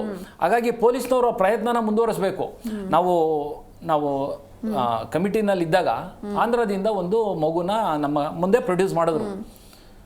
8-10 ವರ್ಷದ ಹಿಂದೆ ಮಗು ಸಂಸಾರ ಸಮೇತ, ಕುಟುಂಬ ಸಮೇತ ಬಂದಿದೆ. ಬರುವಾಗ ಪೇರೆಂಟ್ಸು ಇಳ್ಕೊಂಡ್ಬಿಟ್ರು ಬೇರೆ ರೈಲ್ವೆ ಸ್ಟೇಷನಲ್ಲಿ. ಮಗು ನಿದ್ದೆ ಮಾಡ್ತಾ ಇತ್ತು, ಅಲ್ಲಿ ಇಳಿಯೋಕ್ಕಾಗಲಿಲ್ಲ. ಬಂತು, ಬೆಂಗಳೂರಿಗೆ ಬಂತು. ಆ ಮಗುನ ಎಚ್ಚರ ಆದಾಗ ಇಲ್ಲಿ ರೈಲ್ವೆ ಸ್ಟೇಷನ್ನಲ್ಲಿ ಯಾರೋ ರೆಸ್ಕ್ಯೂ ಮಾಡಿದ್ರು, ಒಂದು ಸಂಸ್ಥೆಗೆ ಸೇರಿಸಿದ್ರು. ಆದರೆ ಆ ಪೇರೆಂಟ್ಸು ಆಂಧ್ರದಲ್ಲಿ ಕಂಪ್ಲೇಂಟ್ ಮಾಡಿದ್ದಾರೆ, ಪೊಲೀಸ್ ಕೇಸ್ ದಾಖಲಾಗಿದೆ, ಪೇಪರ್ಗೆ ಕೊಟ್ಟಿದ್ದಾರೆ ಆಂಧ್ರದಲ್ಲಿ. ಇವರು ಇಲ್ಲಿ ಯಾರು ಇವಾಗಂದು ಇವ್ರು ಹೇಳಿದಂಗೆ 3 ವರ್ಷದಿಂದ ಇತ್ತೀಚೆಗೆ ಸ್ವಲ್ಪ ವ್ಯವಸ್ಥಿತವಾಗಿ ಕಮಿಟಿ ಇವೆಲ್ಲ ಮಕ್ಕಳನ್ನ ಪ್ರೊಡ್ಯೂಸ್ ಮಾಡ್ತಕ್ಕಂಥದ್ದು ಆ್ಯಪಲ್ಲಿ ಅಪ್ಲೋಡ್ ಮಾಡೋದಾಗ್ತಾ ಇದೆ. ಅವ್ರು ಏನು ಮಾಡಿದ್ರು, ಒಂದು ಸಂಸ್ಥೆ ಕಳಿಸಿದ್ರು, ಮಗು ಅಲ್ಲಿ ಬೆಳೀತು. ನಮ್ಮ ಮುಂದೆ ಬಂದಾಗ ಎಲ್ಲಿ ನಿಮ್ಮ ಮನೆ ಅಂತ ಕೇಳಿದಾಗ ಆಂಧ್ರ ಅಂತ ಹೇಳಿದರು. ಆಂಧ್ರಕ್ಕೆ ಕಳಿಸಿ ಅಲ್ಲಿ ಲೋಕಲ್ ಪೇಪರಲ್ಲಿ ನಾವು ಪಬ್ಲಿಷ್ ಮಾಡಿಸ್ತು. ಅವಾಗ ಪೇರೆಂಟ್ಸು ಸಿಕ್ಕಿದ್ರು. ಈ ಥರ 10 ಪ್ರಕರಣಗಳನ್ನ ನಾವು ಪತ್ತೆ ಹಚ್ಚಿದ್ದೀವಿ. ಈ ಪತ್ತೆ ಹಚ್ಚೋದಕ್ಕೂ ಇದೆ, ಇತ್ತೀಚೆಗೆ ಭಾರಿ ಸುಲಭ. ಅವ್ರ ಆಧಾರ್ ಕಾರ್ಡ್ ಮಾಡಿಸಿದ್ದಿದ್ರೆ ಪೋಷಕರು ಆಧಾರ್ ಕಾರ್ಡ್ ಮಾಡಿಸ್ಲಿ ಪ್ರತಿಯೊಂದು ಮಗುಗೂ. ಆ ಮಕ್ಕಳು ತಪ್ಪಿ ಬಂದಾಗ ಆಧಾರ್ ಕಾರ್ಡಲ್ಲಿ ಅವರು ತಂಬಿ ಇದು ಕೊಟ್ಟರೆ ಇಮಿಡಿಯೇಟಾಗಿ ನಮ್ಮವ್ರು ಹೋದ್ರೆ ಅವ್ರು ಮಾಡ್ತಾರೆ. ಆ ಮಗು ಎಲ್ಲಿಯವರು ಪೇರೆಂಟ್ಸ್ ಯಾರು ಪತ್ತೆ ಹಚ್ಬೋದು, ಒಂದು ಸುಲಭ ನೋಡಿ. ಆಮೇಲೆ ಮಗುದು ಫೋಟೋಸು ಒಂದು ಇರಲಿ, ಎಲ್ಲರೂ ಮಗು ಫೋಟೋಸ್ ಇದ್ರೆ ನಮ್ಮಲ್ಲಿ ಪತ್ರಿಕಾ ಪ್ರಕಟಣೆ ಕೊಡಬಹುದು, ದೂರದರ್ಶನದಲ್ಲಿ ಕೊಡಬಹುದು, ಆಕಾಶವಾಣಿನಲ್ಲಿ ಕೊಡಬಹುದು. ಇಷ್ಟೆಲ್ಲ ವ್ಯವಸ್ಥೆ ಇದೆ ಇಂಥ ಟೆಕ್ನಾಲಜಿ ಇದ್ರೂ. ಮತ್ತೆ ಹಿಂದೆಲ್ಲ ನಮಗೆ ಕಷ್ಟ ಆಗ್ತಾ ಇತ್ತು, ನಾವು ಇದೇ ವೃತ್ತಿನಲ್ಲಿ ಇರೋದು. ಒಂದು ಮಗು ಬಂದ್ರೆ ಅವ್ರು ಹೆಸರು ಹೇಳಿದ್ರು ಹುಡ್ಕಕ್ ಆಗ್ತಾ ಇರ್ಲಿಲ್ಲ. ಇವಾಗ ಒಂದು ಊರ ಹೆಸರು ಹೇಳಿದ್ರೆ ನಾವು ಗೂಗಲ್ ಅಲ್ಲಿ ಆ ಊರ ಹೆಸರು ಎಲ್ಲಿಗೆ ಬರ್ತದೆ, ಅಲ್ಲಿ ಯಾವ್ದು ಪೋಸ್ಟ್ ಆಫೀಸು ಕಾಂಟ್ಯಾಕ್ಟ್ ಮಾಡಿ ಆ ಸ್ಥಳೀಯ ಪೊಲೀಸ್ನರ ಸಂಪರ್ಕ ಮಾಡಿ ನಾವು ಮಗುನ ಪತ್ತೆ ಹಚ್ಚಿದೀವಿ ಮೊನ್ನೆವರೆಗೂ. ಇವಾಗ ಅದನ್ನ ಮುಂದುವರಿಸಬೇಕು. ಒಂದು ಇನ್ನು ಕೆಲವು ವಿಶೇಷ ಚೇತನ ಮಕ್ಕಳು ಬರ್ತಾರೆ, ವಿಶೇಷ ಚೇತನರು ಅಂದ್ರೆ ಅವರು ಕಿವುಡು ಮತ್ತೆ ಮಾತು ಬರ್ದಂಥವ್ರು.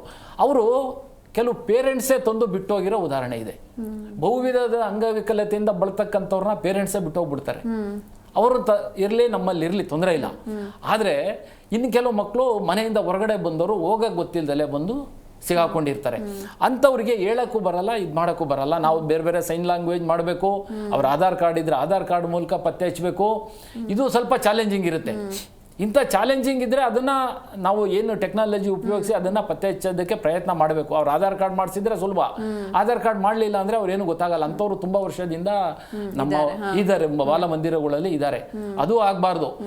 ಯಾರೇ ಸಂಸ್ಥೆ ಆಗಲಿ, ಮಗು ಬಂದ ತಕ್ಷಣ ನಾವು ಆ್ಯಕ್ಟಿವ್ ಆದರೆ ತುಂಬ ವಿಷಯನ ಕಲೆಕ್ಟ್ ಮಾಡಿ ಫೈಲಲ್ಲಿ ರೆಕಾರ್ಡ್ ಮಾಡಿದ್ರೆ ಮಾಡ್ಬೋದು. ಅವ್ನು 2 ವರ್ಷದ ನಂತರ ಮಗು ಯಾವ ಊರು ಅನ್ನೋದೇ ಮರ್ತಿರ್ತಾನೆ. ಅಂಥ ಪ್ರಕರಣಗಳಿದೆ.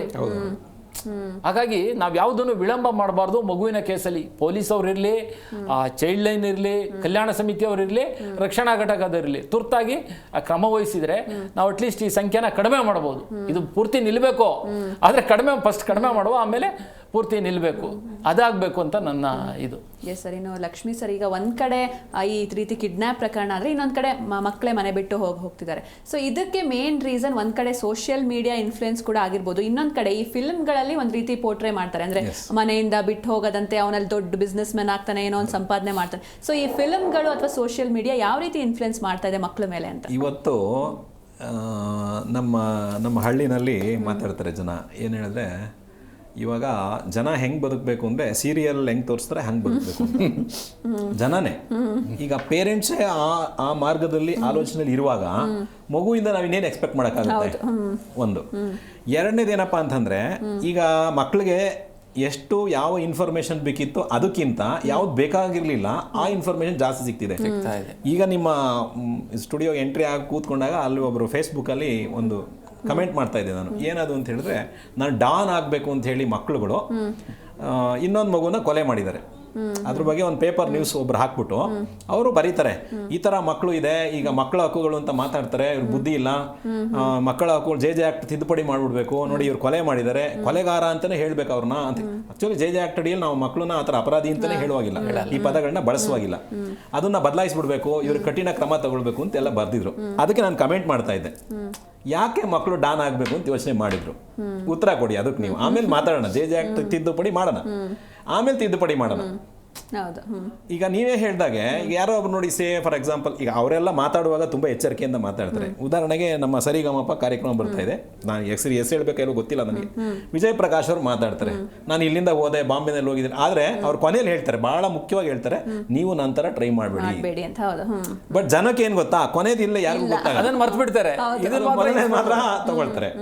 ಆ ತರ ಒಂದು ಸಮಸ್ಯೆ ಇದೆ. ಆಮೇಲೆ ವಿಶೇಷವಾಗಿ ಇವತ್ತು ಮಕ್ಕಳಿಗೂ ಕೂಡ ನಾವು ತಿಳುವಳಿಕೆ ಕೊಡಬೇಕಾಗಿದೆ. ಆಮೇಲೆ ಸಂಬಂಧಗಳನ್ನ ಗಟ್ಟಿ ಮಾಡಬೇಕಿದೆ. ಇಲ್ಲಿ ಪ್ರಾಬ್ಲಮ್ ಏನಾಗಿದೆ ಅಂತ ಹೇಳಿದ್ರೆ, ನೋಡಿ, ನಮ್ಮ ಕುಟುಂಬಗಳನ್ನ ಛಿದ್ರ ಮಾಡಿ ನಾವು ಈ 2 ಜನಕ್ಕೆ ಬಂದಿದೀವಿ. ಈಗ ಇಬ್ರು, ಒಂದು ಮಗು ಇದ್ರೆ ಮಗು.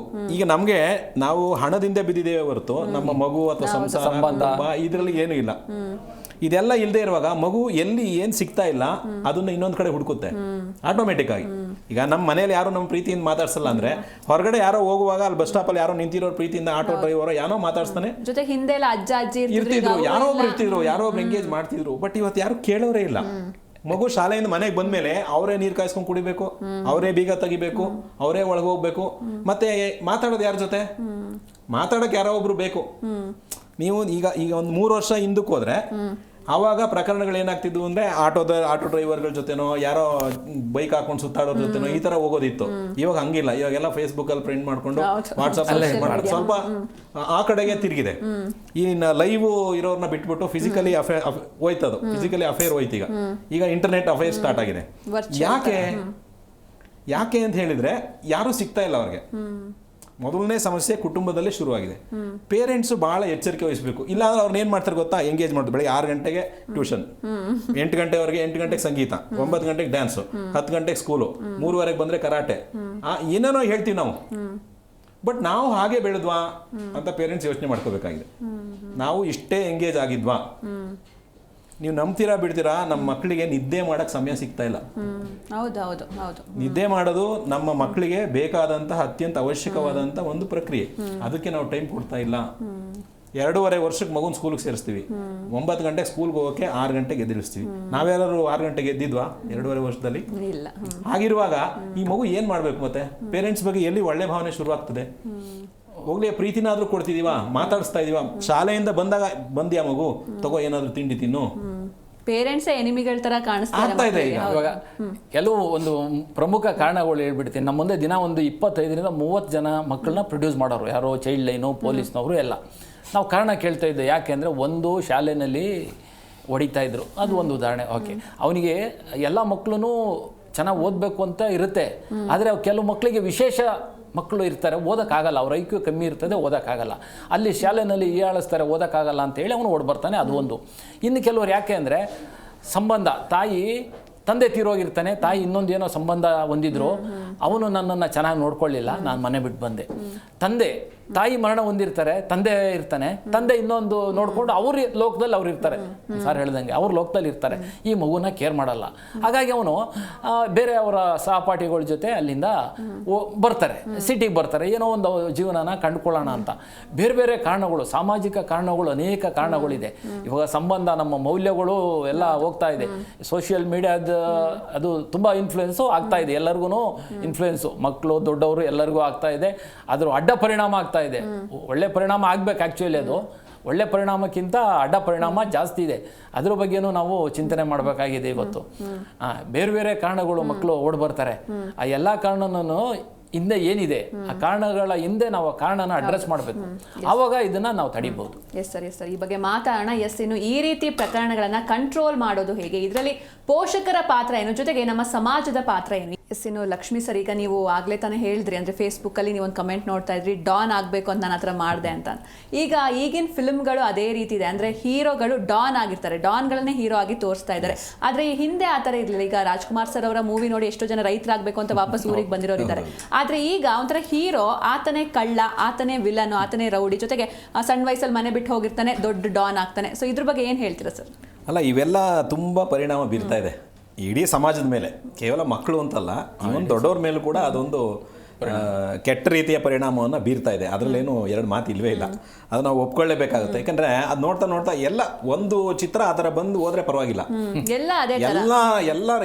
ಯಾರೋ ಒಬ್ಬ ಒಂದು ಹೀರೋನ ಅವನು ಇಷ್ಟಪಡ್ತಾನೆ. ಸಾಮಾನ್ಯವಾಗಿ ಈ ಯುವಕರ ಬಳಗ ಏನಿದೆ ಅದು ಅವ್ರ ಹೀರೋಗಳನ್ನ ಎಲ್ಲ ಆಯ್ಕೆ ಮಾಡ್ಕೋತಾರೆ, ಮೀಡಿಯಾಯಿಂದನೇ ಆಯ್ಕೆ ಮಾಡ್ಕೋತಾರೆ.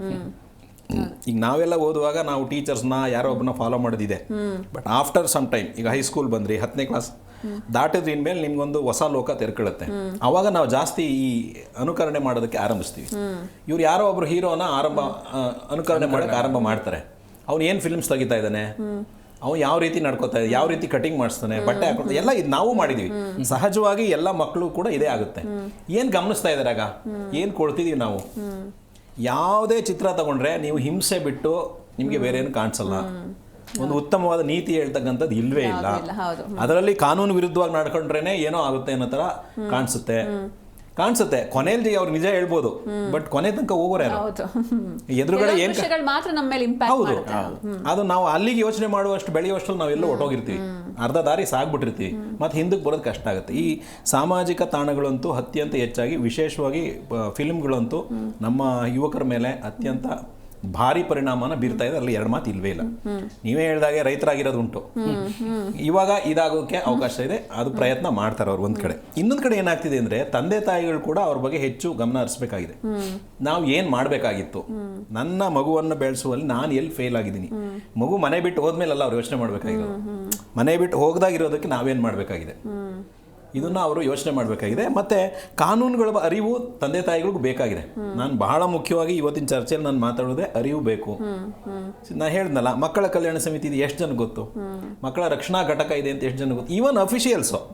ಈಗ ಬಾಲ್ಯ ವಿವಾಹ ನಿಷೇಧ ಅಧಿಕಾರಿ ಸೆಕ್ಷನ್ 17 ನೋಡಿ, ಬಾಲ್ಯ ವಿವಾಹ ನಿಷೇಧ ಕಾಯ್ದೆಯಲ್ಲಿ ಎಲ್ಲ ಅಧಿಕಾರಿಗಳನ್ನು ಬಾಲ್ಯ ವಿವಾಹ ನಿಷೇಧ ಅಧಿಕಾರಿಗಳು ಅಂತೇಳಿ ನೇಮಕ ಮಾಡಿದ್ದಾರೆ. ಬಾಲ ಕಾರ್ಮಿಕ ಕಾಯ್ದೆಯಲ್ಲಿ ಅಲ್ಲಿ ಕೂಡ ಸೆಕ್ಷನ್ 16 ಅಡಿಯಲ್ಲಿ ನಿಷೇಧಾಧಿಕಾರಿಗಳು ನೇಮಕ ಮಾಡಿದ್ದಾರೆ. ಅವ್ರನ್ನೋ ಕೇಳಿ, ಅದು ಕಾರ್ಮಿಕ ಇಲಾಖೆ ಸರ್, ನಮ್ಗೇನಿಲ್ಲ. ಕೆಲಸ ಮಾಡ್ತಿರೋರಿಗೆ ಅದ್ರ ಬಗ್ಗೆ ಅಷ್ಟು ಅರಿವಿಲ್ಲ ಅಂತ. ಇನ್ನು ಸಾಮಾನ್ಯ ಜನ ಏನ್ ಮಾಡ್ಬೇಕು, ಅದು ನಾವು ತುಂಬಾ ಯೋಚನೆ ಮಾಡ್ಬೇಕಾಗಿದೆ. ಶಾಲೆಗಳು ವಿಶೇಷವಾಗಿ ಕಾಳಜಿ ವಹಿಸಬೇಕಾಗಿದೆ. ಯಾವುದೇ ಮಗು, ಅದು ಯಾವುದೇ ಶಾಲೆ ಇರಲಿ ಮೇಡಮ್, ಮಕ್ಕಳ ಉಚಿತ ಮತ್ತು ಕಡ್ಡಾಯ ಶಿಕ್ಷಣ ಹಕ್ಕು ಕಾಯ್ದೆ ಅಡಿಯಲ್ಲಿರೋದು 4 ಥರದ ಶಾಲೆ. ನಾವು ಇಲ್ಲಿ 15 ಥರ 20 ಥರ ಮಾಡ್ಕೊಂಡಿದೀವಿ. ಆಮೇಲೆ ಇದು ಯಾವುದೋ ಈ ಕಾನೂನಿಗಿಂತ ದೊಡ್ಡದು ಯಾವುದೂ ಇಲ್ಲ. ಯಾರೇ ಶಾಲೆ ನಡೆಸ್ತಿರ್ಲಿ ಅವ್ರು ಈ ಕಾನೂನು ಅಡಿಯಲ್ಲೇ ಶಾಲೆ ನಡೆಸಬೇಕು. ಹಾಗಾಗಿ ಅಲ್ಲಿ ಕೆಲಸ ಮಾಡುವ, ನನ್ನ ಪ್ರಕಾರ ಶಿಕ್ಷಕರ ತರಬೇತಿಯಲ್ಲೇ BEd DEd ಏನು ಮಾಡ್ತಿದ್ದಾರೆ ಅಲ್ಲೇ ಅವ್ರಿಗೆ ಸ್ಟಾರ್ಟ್ ಆಗಬೇಕು.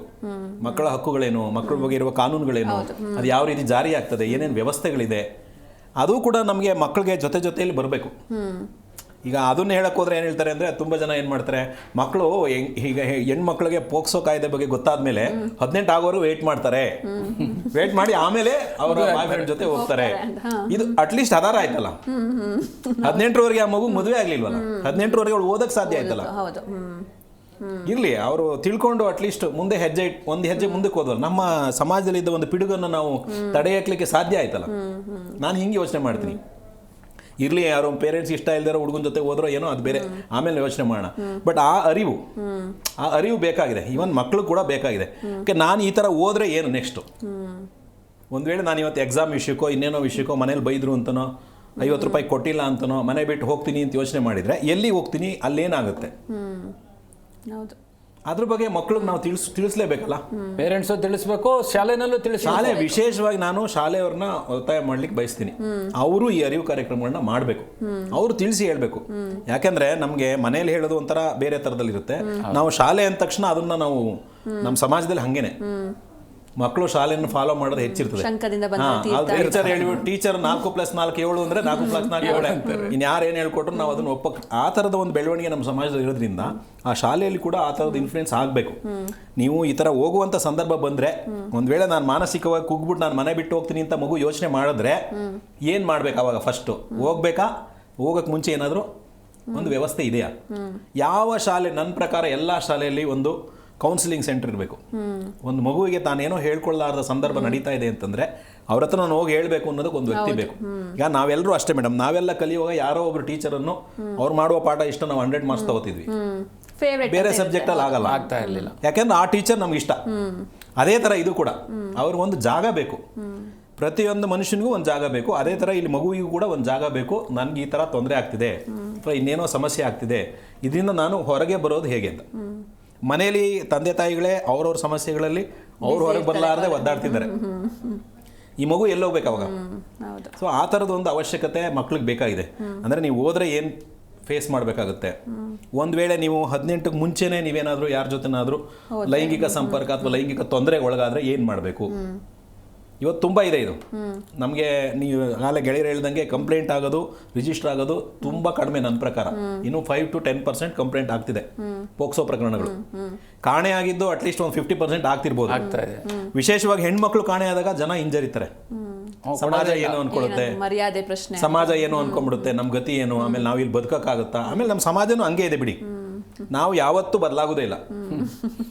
ಒಂದು ಇನ್ನೊಬ್ರು ಮನೆ ಹೆಣ್ಮಕ್ಳು ಅಥವಾ ಇನ್ನೊಬ್ರು ಮನೆ ಬಗ್ಗೆ ಮಾತಾಡ್ಬೇಕಂದ್ರೆ ನಮ್ಗೆ ಯಾವ ಚಿಂತೆನೂ ಇಲ್ಲ. ಬಟ್ ನಮ್ಮ ಮನೆ ಬಗ್ಗೆ ಬಂದಾಗ ಮಾತ್ರ ನಾವು ಯೋಚನೆ ಮಾಡೋದು. ಅದು ಪರಿಸ್ಥಿತಿ ಸಮಾಜದಲ್ಲಿ ಹೀಗೆ ಇದೆ, ಅದು ಬದಲಾಗಬೇಕಾದ್ರೆ ನಾವು ಅದೇ ಕಾನೂನು ತಿದ್ದುಪಡಿ ಥರ ನಾವು ಸ್ವಯಂ ತಿದ್ದುಪಡಿ ಅವಶ್ಯಕತೆ ಇದೆ ಇರಲಿ.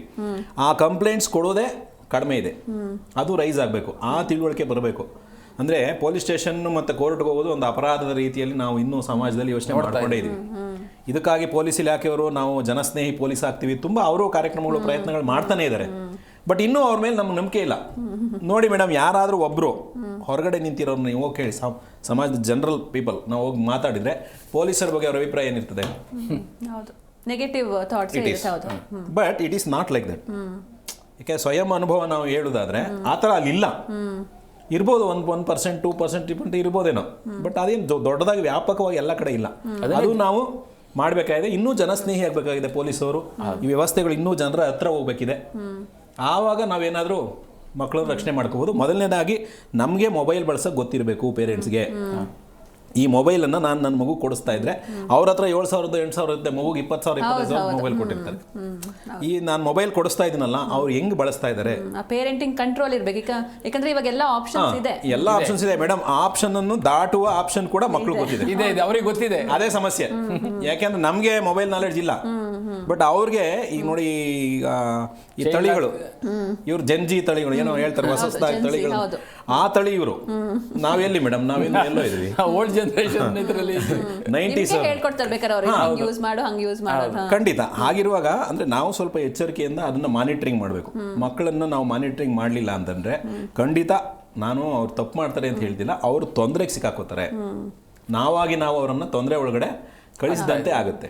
ಹಾಗಾಗಿ ಆ ಅರಿವು ಪೇರೆಂಟ್ಸ್ಗೆ ಮುಖ್ಯ ಆಗಿದೆ. ಶಾಲೆಯವರು ಹೆಚ್ಚು ಶಾಲೆಯಲ್ಲಿ ಮಕ್ಕಳ ರಕ್ಷಣಾ ಸಮಿತಿ ಅಂತ ಇರಬೇಕು, ಆಯ್ತಾ? ಮಕ್ಕಳ ರಕ್ಷಣಾ ನೀತಿ ಅಂತ ನಮ್ಮ ಕರ್ನಾಟಕ ಸರ್ಕಾರ ಜಾರಿ ಮಾಡಿದೆ. ಇದನ್ನು ಮಾಡಿದವರು ಮಹಿಳಾ ಮತ್ತು ಮಕ್ಕಳ ಅಭಿವೃದ್ಧಿ ಇಲಾಖೆಯವರು. ಇದು ರಕ್ಷಣಾ ನೀತಿಯನ್ನು ಮಾಡಿದವರು ಈ ಇಲಾಖೆಯವರು. ಜಾರಿ ಮಾಡಬೇಕಾಗಿರೋ ಶಿಕ್ಷಣ ಇಲಾಖೆಯವರು. ಒಪ್ಕೋತಾರಾ? ನಮ್ಮ ದೇವಸ್ಥಾನಗಳಲ್ಲಿ ನವಗ್ರಹಗಳು ಇಟ್ಟವ್ರು ನೋಡಿದೀರಾ? ಯಾರು ಒಬ್ರಿಗೊಬ್ರು ನೋಡಲ್ಲ, ಯಾತ್ಲತ್ಲ ತಿರ್ಕೊಂಡಿದ್ದಾರೆ. ಈಗ ನಾವು ಮಕ್ಕಳ ರಕ್ಷಣೆ ಅಂತ ಬಂದ ತಕ್ಷಣ ಎಲ್ಲಾ ಇಲಾಖೆಗಳು ಒಗ್ಗೂಡ್ಬೇಕು. ಅದಾಗಲ್ಲ, ಅದು ಮುಖ್ಯ. ಅಲ್ಲಿ ನಾವು ಫೇಲ್ ಆಗ್ತಿದೀವಿ. ಈಗ ಬರೀ ಪೊಲೀಸರ ಮೇಲೆ ಜವಾಬ್ದಾರಿ ಹಾಕೋಕ್ಕಾಗಲ್ಲ, ಬರೀ ಗ್ರಾಮ ಪಂಚಾಯತಿ ಮೇಲೆ ಜವಾಬ್ದಾರಿ ಹಾಕೋಕ್ಕಾಗಲ್ಲ, ಬರೀ ಮಹಿಳಾ ಮತ್ತು ಮಕ್ಕಳ ಅಭಿವೃದ್ಧಿ ಇಲಾಖೆ ಮೇಲೆ ಜವಾಬ್ದಾರಿ ಹಾಕೋಕ್ಕಾಗಲ್ಲ. ಮಗು ಅಂದ ತಕ್ಷಣ ಇಡೀ ಸಮಾಜದ್ದು ಅನ್ನೋದು ನಮಗೆ ಬೇಕು. ಹಾಗೆ ಇಡೀ ಸರ್ಕಾರದ್ದು ಒಂದು ಇಲಾಖೆದಲ್ಲ. ನಾವು ಶಿಕ್ಷಣ ಮಾತ್ರ ಕೊಡ್ತೀವಿ, ಅವ್ರು ಮಾಡಿರೋ ರಕ್ಷಣಾ ನೀತಿ ನಮ್ಗೆ ಬೇಕಿಲ್ಲ ಅಂತ ಹೇಳೋಕ್ಕಾಗಲ್ಲ. ಅದನ್ನ ಇನ್ನೂ ಜಾರಿ ತರಕ್ಕಾಗಿಲ್ಲ ನಮ್ಮ ಕೈಲಿ. ಬಹುಶಃ ಒಂದು ವೇಳೆ ಅದನ್ನು ಜಾರಿಗೆ ತಂದರೆ, ನೋಡಿ 7 ದಿನ ಮಗು ಶಾಲೆಗೆ ಹೋಗಲಿಲ್ಲ ಅಂತಂದರೆ ಆ ಮಗು ಶಾಲೆ ಬಿಟ್ಟ ಮಗು ಅಂತ ಕನ್ಸಿಡರ್ ಮಾಡಬೇಕು. ಅದ್ರ ನೆಕ್ಸ್ಟ್ ಡೇನೇ ಹೆಡ್ ಮಾಸ್ಟರ್ ಹೋಗಿ ಅವ್ರು ಏನಾಗಿದೆ ಮಗು ಪರಿಸ್ಥಿತಿ ತಿಳ್ಕೊಂಬರ್ಬೇಕು, ಯಾಕೆ ಬರ್ತಿಲ್ಲ ಏನು ತಿಳ್ಕೊಂಬರ್ಬೇಕು. ಅದಕ್ಕೊಂದು ಫಾರಂ 4 ಅಂತ ಇದೆ. ಬರೀ ಕರ್ನಾಟಕದಲ್ಲಿ ಮಾತ್ರ ಇದ್ರದ್ದು ವ್ಯವಸ್ಥೆ, ಬೇರೆ ಎಲ್ಲೂ ಇಲ್ಲ, ಬೇರೆ ಯಾವ ರಾಜ್ಯದಲ್ಲೂ ಇಲ್ಲ. ಆ ಫಾರಂ 4 ಫಿಲ್ ಮಾಡಿ ಅಟೆಂಡೆನ್ಸ್ ಅಥಾರಿಟಿ ಅಂತ BO ಆಫೀಸಲ್ಲಿ ಒಬ್ಬ ಇದ್ದಾನೆ, ಅವನಿಗೆ ತಲುಪಿಸ್ಬೇಕು. ಅವನು ಮತ್ತೆ 2 ದಿನ ಆದ್ಮೇಲೆ ಬಂದು ಆ ಮಗು ಬಗ್ಗೆ ವಿಚಾರ ತಿಳ್ಕೊಬೇಕು. ಸಿಕ್ಲಿಲ್ಲ ಅಂದ್ರೆ ಏನಾಗಿದೆ ಅಂತ ಕಂಡುಹಿಡಿಬೇಕು. ಎಲ್ಲಿ ಮಗು ತಪ್ಪಿಸ್ಕೊಳಕ್ ಸಾಧ್ಯ ಇದೆ ಈಗ? ಒಂದ್ ವೇಳೆ ಅವ್ನು ಕಂಪ್ಲೇಂಟ್ ಕೊಟ್ಟಿಲ್ಲ ಅಂದ್ರೆ ಇವ್ರು ಹೆಲ್ಪ್ ಮಾಡ್ಬೋದಲ್ಲ, ಬಾ ನೀನು ಕಂಪ್ಲೇಂಟ್ ಕೊಡು, ನಾವಿದೀವಿ ನಿಮ್ ಜೊತೆ.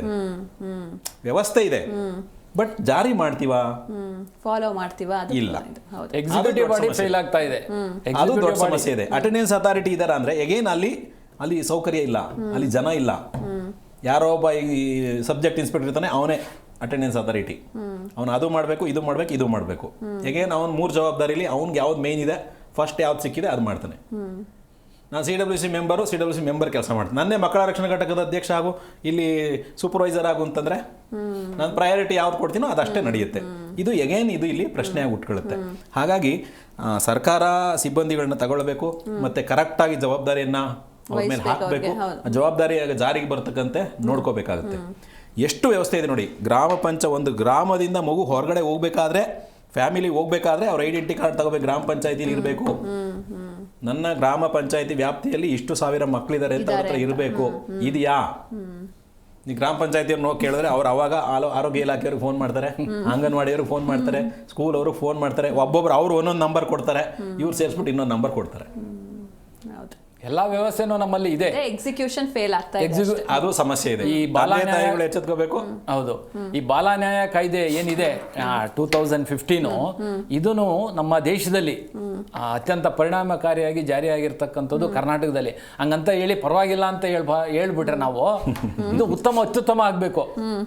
ಅತ್ಯುತ್ತಮ ಆಗಬೇಕು ಅಂದ್ರೆ ಇಂಥ ಪ್ರಕರಣಗಳೆಲ್ಲ ಏನಾಗಬೇಕು, ನಿಲ್ಲಬೇಕು ಅಂದ್ರೆ ಈ ನಮ್ಮ ಎಕ್ಸಿಕ್ಯೂಟಿವ್ ಇಂಪ್ಲಿಮೆಂಟಿಂಗ್ ಬಾಡಿ ಏನಿದೆ, ಬೇರೆ ಬೇರೆ ಏಜೆನ್ಸಿಗಳು, ಅನೇಕ ಏಜೆನ್ಸಿಗಳಿದೆ ಈ ಮಕ್ಕಳ ರಕ್ಷಣೆ ಮಾಡೋದಕ್ಕೆ. ಇಷ್ಟೆಲ್ಲ ಏಜೆನ್ಸಿಗಳಿದ್ದು ಹಿಂಗಾಗ್ತಾ ಇದೆ ಅಂದ್ರೆ ಇದು ಒಂಥರ ಆತಂಕ ಪಡೋದು, ಮತ್ತೆ ನಾವು ಅವ್ರ ಮೇಲೆ ದೂರಬೇಕಾಗುತ್ತೆ. ಯಾಕೆಂದ್ರೆ ಇಷ್ಟೆಲ್ಲ ಇದ್ದು ಆಗ್ತಾ ಇದೆಯಲ್ಲ ಅಂತ. ಇವಾಗ ಒಂದು ಬಾಲಕಾರ್ಮಿಕ ಪತ್ತೆ ಆದರೆ ಅದು ಲೇಬರ್ ಡಿಪಾರ್ಟ್ಮೆಂಟಿಗೆ ಸಂಬಂಧಪಟ್ಟಿದ್ದು ಅನ್ನೋದು, ಪೊಲೀಸ್ನವ್ರಿಗೆ ಇದಕ್ಕೆ ನಮ್ಮ ಸಂಬಂಧ ಇಲ್ಲ, ಕಂಪ್ಲೇಂಟ್ ಬಂದರೂ ಮಾತ್ರ ನಾವು ಹೋಗ್ತೀವಿ ಅನ್ನೋದು.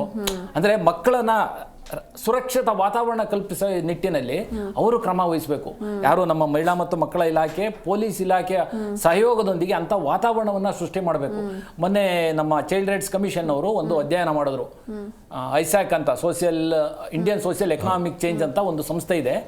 ಆ ಸಂಸ್ಥೆನಲ್ಲಿ ಮಕ್ಕಳು ಯಾವ ಸಿಟಿನಲ್ಲಿ ಸುರಕ್ಷಿತವಾಗಿದ್ದಾರೆ ಅಂತ, ಬೆಂಗಳೂರಲ್ಲಿ ಅತ್ಯಂತ ಸುರಕ್ಷಿತ ಅಲ್ಲದ ಸ್ಥಳ ಅಂತ ಬೆಂಗಳೂರನ್ನು ಗುರುತಿಸಿದ್ದಾರೆ. ಇದು ತುಂಬಾ ಆಘಾತಕಾರಿ. ಯಾಕೆಂದ್ರೆ ಬೆಂಗಳೂರಲ್ಲಿ ಇಷ್ಟೆಲ್ಲ ವ್ಯವಸ್ಥೆ ಇದೆ, ಎಲ್ಲ ಇಂಪ್ರೂವ್ ಆಗಿದೆ, ಅಭಿವೃದ್ಧಿ ಇದೆ, ಎಜುಕೇಟೆಡ್ ಇದ್ದಾರೆ. ಇಂಥ ವಾತಾವರಣದಲ್ಲಿ ಮಕ್ಕಳು ಸುರಕ್ಷತೆ ಇಲ್ಲ ಅಂದ್ರೆ ಇದು ತುಂಬಾ ಕೆಟ್ಟ ಹೆಸರು ಬರುತ್ತೆ. ಯಾವ್ದಾಗ ನಗರಕ್ಕೆ ಕೆಟ್ಟ ಹೆಸರು ಬರ್ತದೆ. ನಾವು ಇಷ್ಟೆಲ್ಲ ಡೆವಲಪ್ಮೆಂಟ್ ಇದ್ದು ಅಲ್ಲಿ ಸುರಕ್ಷತೆ ಇಲ್ಲ ಅಂದ್ರೆ ಇದು ವಿಶ್ವ ಮಟ್ಟದಲ್ಲಿ ಕೆಟ್ಟ ಹೆಸರು ಬರ್ತದೆ. ಇದಕ್ಕೆ ಮುಖ್ಯ ಕಾರಣ ಅಂದ್ರೆ ಬೇಕಾದಷ್ಟು ಕಾರಣ ನಾವು ಇರ್ಬೋದು. ಆ ಕಾರಣನ ಹೇಳ್ತಾ ಹೋದ್ರೆ ಸಮಸ್ಯೆ ಪರಿಹಾರನೇ ಆಗಲ್ಲ. ನಾವು ಕಾರಣ ಯಾವತ್ತು ಹೇಳ್ಬಾರ್ದು. ಅದು ಕಮ್ಮಿ ಮಾಡೋದು ಹೆಂಗೆ, ನಿಲ್ಲಿಸೋದು ಹೆಂಗೆ ಅನ್ನೋದನ್ನೇ ನಾವು ನೋಡ್ಬೇಕಾಗುತ್ತೆ. ಇದು ಆಗ ಹೇಳಿದಾಗ ಬೆಂಗಳೂರಲ್ಲಿ ಯಾಕೆ ಇದು ಸುರಕ್ಷಿತ ವಾತಾವರಣ ಮಾಡ್ಬೇಕಾದ್ ಯಾರು? ಮಕ್ಕಳ ಇಲಾಖೆ ಅಂತ ಕೇಳ್ತಾರೆ. ಅವರು ಹೇಳಿದ್ರೆ ಪೊಲೀಸ್ನವ್ರು ಮಾಡಬೇಕು ಅಂತಾರೆ. ಯಾರು ಮಾಡಬೇಕು? ಒಬ್ರ ಮೇಲೆ ಒಬ್ರು ಹಾಕೊಂಡು ಕೂರ್ತಾರೆ. ಆದ್ರೆ ನಮ್ಮ ಮಹಿಳಾ ಮಕ್ಕಳ ಕಲ್ಯಾಣ ಇಲಾಖೆ ನೇರ ಜವಾಬ್ದಾರಿ. ಅವರು ಪೊಲೀಸ್ನವರ ಕೋಆರ್ಡಿನೇಷನ್ ಮಾಡಿಕೊಂಡು ಅಂಥ ವಾತಾವರಣವನ್ನು ಸೃಷ್ಟಿ ಮಾಡಬೇಕು. ಇಲ್ಲಿ ಯಾವುದೇ ಒಂದು ಪ್ರಕರಣ, ಅತ್ಯಾಚಾರ ಇರ್ಬೋದು, ಕಿಡ್ನ್ಯಾಪ್ ಇರ್ಬೋದು, ಇವನ್ನ ನಿಲ್ಲಿಸೋದು ಹೆಂಗೆ ಅನ್ನೋದು ನಿಟ್ಟಿನಲ್ಲಿ ಅವರು ಸ್ಥಳೀಯ ಮಟ್ಟದಲ್ಲಿ, ಸಮುದಾಯ ಮಟ್ಟದಲ್ಲಿ ಕಾರ್ಯಕ್ರಮನ ಅವರು ರೂಪಿಸಬೇಕು. ಯಾವತ್ತೋ ಸ್ಟೇಜ್ ಕಾರ್ಯಕ್ರಮ ಮಾಡ್ತಾರೆ. ನಮ್ಮಲ್ಲಿ ಇತ್ತೀಚೆಗೆ ಹೇಗೆ ಪ್ರಚಾರಗಳಾಗ್ತದೆ ಅಂದರೆ ಸ್ಟೇಜ್ ಕಾರ್ಯಕ್ರಮ ಮಾಡ್ತಾರೆ. ಒಂದು ಫೋಟೋ ಟಿವಿನಲ್ಲಿ ಬಂದರೆ ನಾವು ಅವೇರ್ನೆಸ್ ಮಾಡೋದು ಅಂತ. ಅದಲ್ಲ ಅವೇರ್ನೆಸ್ಸು. ಆ ಸಮುದಾಯನ ನಾವು ರೀಚ್ ಆಗಬೇಕು, ಆ ಸಮುದಾಯಕ್ಕೆ ಗೊತ್ತಾಗಬೇಕು, ಮನೆಗೂ ಅದು ತಲುಪಬೇಕು. ಇವಾಗ ಆರೋಗ್ಯ ಇಲಾಖೆನಲ್ಲಿ ನೋಡಿ ನೀವು, ಅವರು ಯಾವುದೇ ಒಂದು ಇವಾಗ ಕೋವಿಡ್ ಬಂದಾಗಲೇ ಮನೆ ತಲುಪಿದ್ರು, ಪೋಲಿಯೋ ಬಂದಾಗಲೂ ಮನೆ ತಲುಪ್ತಾರೆ. ನೀವು ಆ ರೀತಿ ಯಾವತ್ತಾದ್ರೂ ಮನೆ ತಲುಪಿದ್ದೀರಾ? ತಲುಪಬೇಕು. ನಮ್ಮ ಪೊಲೀಸ್ನವರು ತಲುಪಬೇಕು. ಪೊಲೀಸ್ ಇಲಾಖೆ ಆ ಕೆಲಸ ಮಾಡಿದ್ರೆ ಖಂಡಿತ ನಮ್ಮ ಇಲಾಖೆ ಒಟ್ಟಿಗೆ ಇದನ್ನ ನಾವು ಕಮ್ಮಿ ಆಗುತ್ತೆ, ನಿಲ್ಲುತ್ತೆ ಅಂತ ಯೋಚನೆ ಮಾಡ್ಬೋದು. ಅಲ್ಲಿವರೆಗೂ ಇದು ಮುಂದುವರಿತಾ ಇರ್ತದೆ. ಇದನ್ನ ಮಾಡ್ಲಿ ಅಂತ ನಾವು ಆಗ್ರಹ ಮಾಡ್ತೀವಿ. ಯಾಕೆಂದ್ರೆ ಅಲ್ಲಿ ಮಾಡ್ಲಿಲ್ಲ ಅಂದ್ರೆ ನಮ್ಮ ಜನಕ್ಕೆ ಅರಿವೇ ಇರಲ್ಲ. ಇವತ್ತು ಎಲ್ಲದನ್ನು ಮೊಬೈಲಲ್ಲಿ ಸಿಗ್ತದೆ. ಆದ್ರೆ ಇಂಥ ವಿಷಯಗಳು, ಈ ಕಾನೂನು, ಈ ಥರ ತೊಂದರೆ ಕಾನೂನಲ್ಲಿ ನಾನು ಉಲ್ಲಂಘನೆ ಮಾಡಿದ್ರೆ ಈ ಥರ ಶಿಕ್ಷೆ, ಇದನ್ನ ಯಾವ್ದಾರ ನೀವು ಸೋಷಿಯಲ್ ಮೀಡಿಯಾದಲ್ಲಿ ಯಾವ್ದಾರಲ್ಲಿ ನೋಡ್ತೀರಾ? ಸಾಧ್ಯನೇ ಇಲ್ಲ. 1% ಸಿಗಲ್ಲ, ಮಿಕ್ಕಿದ್ ಎಲ್ಲದೂ ಸಿಗುತ್ತೆ. ಇದಾಗಬೇಕು, ಈ ಥರ ಶಿಕ್ಷೆ ಇದೆ, ಇದು ಮಾಡಬೇಡಿ ಅಂತ ಅವೇರ್ನೆಸ್, ಈ ತರ ಆಗುತ್ತೆ ಅಂತ ಅವೇರ್ನೆಸ್ ಕ್ರಿಯೇಟ್ ಮಾಡಬೇಕು ಅಂತ ಒಂದೊಂದು ಮೆಸೇಜ್ ಬರಬೇಕು. ಯಾರಿಗಾರ ಆ ಥರ ಮೆಸೇಜ್ ಬರುತ್ತಾ, ನೀನು ಪೋಕ್ಸೋ ಉಲ್ಲಂಘನೆ ಮಾಡಿದ್ರೆ ನಿನಗೆ ಈ ಶಿಕ್ಷೆ ಇದೆ ಅಂದರೆ ಅವ್ರವ್ರ ಭಾಷೆನಲ್ಲಿ ಅವರವರ ಲ್ಯಾಂಗ್ವೇಜಲ್ಲಿ ಬರೋ ಥರ ಆದರೆ ಅವನಿಗೆ ಅವಾಗ ಯಾವುದೇ ಒಂದು ಅಪರಾಧ ಮಾಡೋದಕ್ಕಿಂತ ಮುಂಚೆ 2 ನಿಮಿಷ ಯೋಚನೆ ಮಾಡ್ತಾನೆ. ಇವ್ರು ಹೇಳಿದ್ರು 18 ಆದ್ಮೇಲೆ ಆಗಲಿ, ಅದರಿಂದ ಎಷ್ಟೋ ಅವಘಡಗಳು ತಪ್ಪುತ್ತೆ. ಅವನ ಆರೋಗ್ಯ ಚೆನ್ನಾಗಿರ್ತದೆ, ಕಾನೂನನ್ನ ಪಾಲನೆ ಮಾಡ್ತಾನೆ, ಅದೆಲ್ಲ ಆಗುತ್ತಲ್ವಾ. ಅದೇ ರೀತಿ ಒಂದೊಂದು ಮೆಸೇಜ್ಗಳು ಯಾವುದೇ ಕಂಪ್ನಿ ಅವ್ನು ಕಳಿಸ್ತಾನೆ, ಆ ರೀತಿ ಮೆಸೇಜು ಕಳಿಸಲ್ಲ. ಎಲ್ಲ ಅವರವರ ಲಾಭನ ನೋಡ್ತಾರೆ ಹೊರತು ಯಾವುದು ಸುರಕ್ಷತೆನ ಯಾರೂ ನೋಡ್ತಾ ಇಲ್ಲ. ಆ ನಿಟ್ಟಿನಲ್ಲಿ ನಾವು ಕೆಲಸ ಮಾಡಬೇಕಾಗುತ್ತೆ. ಆ ನಿಟ್ಟಿನಲ್ಲಿ ಇಲಾಖೆಗಳು, ಏಜೆನ್ಸಿಗಳು ನೋಡಬೇಕಾಗುತ್ತೆ. ಆಗ ಮಾತ್ರ ನಾವು ಇದರಲ್ಲಿ ಸ್ವಲ್ಪ ಯಶಸ್ಸನ್ನು ಸಾಧಿಸೋದಕ್ಕೆ ಸಾಧ್ಯ ಆಗುತ್ತೆ. Yes sir. ಇನ್ನು ಲಕ್ಷ್ಮಿ ಸರ್, ಈಗ ಕೆಲವೊಂದು ಕಡೆ ಈ ಮಕ್ಕಳನ್ನ ಕಿಡ್ನಾಪ್ ಮಾಡಿ ಫಾರಿನ್ಗೂ ಕೂಡ ಕಳಿಸ್ತಾರೆ. ಈ ಫಾರಿನ್ಗೆ ಹೋದಂಥ ಮಕ್ಕಳು ಅವ್ರನ್ನ ಟ್ರೇಸ್ ಮಾಡೋದಕ್ಕೆ ಆಗೋದೇ ಇಲ್ವಾ, ಸಿಗೋದೇ ಇಲ್ವಾ, ಅವರು ಹೇಗೆ? ಆಗಿದೆ ಮೇಡಮ್, ಆಗಿದೆ. ಈಗ ನಮ್ದು ನೋಡಿದ್ರೆ ನಾವು ಶ್ರೀಲಂಕಾದಿಂದ ಮಗುನ ಕರ್ಕೊಂಡ್ ಬಂದಿದ್ದಾರೆ ವಾಪಸ್ಸು. ನಮ್ಮ ಮುಂದ್ಗಡೆ ಬಂದಿರೋ ಪ್ರಕರಣದಲ್ಲಿ ನೇಪಾಳಿಂದ ಕರ್ಕೊಂಡು ಬಂದಿದ್ದಾರೆ. ಒಂದೇ ದಿನದಲ್ಲಿ ಮಗು, ಅದು ಕೋವಿಡ್ ಸಂದರ್ಭದಲ್ಲಿ ಒಂದು ಹೆಣ್ಮಗು ಶ್ರೀನಗರ ಹೊರಟೋಗಿದ್ರು, ಅಲ್ಲಿಂದ ಒಂದೇ ದಿನದಲ್ಲಿ ಕರ್ಕೊಂಡು ಬಂದಿದ್ದಾರೆ. ಅಂದ್ರೆ ಇದರಲ್ಲಿ ಎಷ್ಟು ಬೇಗ ನಾವು ಕಂಪ್ಲೇಂಟ್ ಕೊಡ್ತೀವಿ ಅದ್ರ ಮೇಲೆ ಇಟ್ ಈಸ್ ವೆರಿ ಇಂಪಾರ್ಟೆಂಟ್. ಯಾವ ಮಗು ಕಾಣೆ ಆಗಿದೆ ಆ ತಕ್ಷಣ ಅವರು ಪೊಲೀಸ್ಗೆ ಇನ್ಫಾರ್ಮೇಶನ್ ಕೊಡಬೇಕು. Even that police station should take complaint ತಗೋಬೇಕು. ಸಾಮಾನ್ಯವಾಗಿ ಆಗ್ಲೇ ಗೆಳೆಯರು ಹೇಳ್ತಾ ಇದ್ರು, ಏನೋ ನೀವು ಕಂಪ್ಲೇಂಟ್ ಕೊಡಕ್ ಹೋದಾಗ ಕೇಳಿದ್ರಾ, ವಿಚಾರಿಸಿದ್ರಾ, ಫ್ರೆಂಡ್ಸ್ ಕೇಳಿದ್ರಾ, ನೆಂಟರ ಮನೆಗೆ ಹೋಗಿಲ್ವಾ, ಇದು ಬಂದ್ರೆ ಹೋಯ್ತು. ನೀವು ಆ ತಕ್ಷಣ ನೀವು ಅದನ್ನ ತಗೊಂಡು, ಹೌದಾ ನಿಮ್ಮ ಮಗು ಬಂದಿತ್ತಾ, ಯಾವ ಫೋನ್ ನಂಬರ್ ಫೋನ್ ಕೊಡ್ಸಿದ್ದೀರಾ, ಫೋನ್ ಎಲ್ಲಿದೆ ಇತ್ಯಾದಿ ಗೊತ್ತು ಅವ್ರಿಗೆ. ಅದೆಲ್ಲ ನಾನೇನು ಟೆಕ್ನಾಲಜಿ ಪೊಲೀಸವ್ರಿಗೆ ಹೇಳ್ಕೊಡೋದು ಬೇಕಿಲ್ಲ, ಅವ್ರಿಗೆ ಅದು ಚೆನ್ನಾಗಿ ಗೊತ್ತಿದೆ. ಆ ತಕ್ಷಣ ಹುಡುಕಿದ್ರೆ ಬಹುಶಃ ಶ್ರೀನಗರ ತನಕ ಹೋಗ್ತಿರ್ಲಿಲ್ಲ ಅವರು, ಬಹುಶಃ ನೇಪಾಳ್ಗೆ ಹೋಗ್ತಿಲ್ಲ ಅಥವಾ ಶ್ರೀಲಂಕಾಗೆ ಹೋಗ್ತಿರ್ಲಿಲ್ಲ ಮಗು, ಅಲ್ವಾ? ಆ ತಕ್ಷಣದ ಕೆಲಸ. ಇಲ್ಲಿ ಯಾವುದಕ್ಕೂ ವೆಯ್ಟ್ ಇಲ್ಲ, ಕಾಯುವಂಥದ್ದಿಲ್ಲ. ಮಗು ಯಾರೇ ಆಗಲಿ ಇಮ್ಮಿಡಿಯೇಟ್ ತಕ್ಷಣ ಕೆಲಸ ಮಾಡಿದ್ರೆ ಖಂಡಿತ ಸುಲಭವಾಗಿ ನಾವು ಇಷ್ಟು ಮಕ್ಕಳನ್ನ ಕಳ್ಕೊಳ್ಳೋಕೆ ಅವಕಾಶ ಇರಲಿಲ್ಲ. ಅವರು ಕಂಪ್ಲೇಂಟ್ ಕೊಡೋದು ಪ್ಲಸ್ ಕಂಪ್ಲೇಂಟ್ ತಗೊಳ್ಳೋದು, ಕಾರ್ಯಪ್ರವೃತ್ತಿ ಆಗೋದು, ಇದು 3 ಆಗಿದ್ರೆ.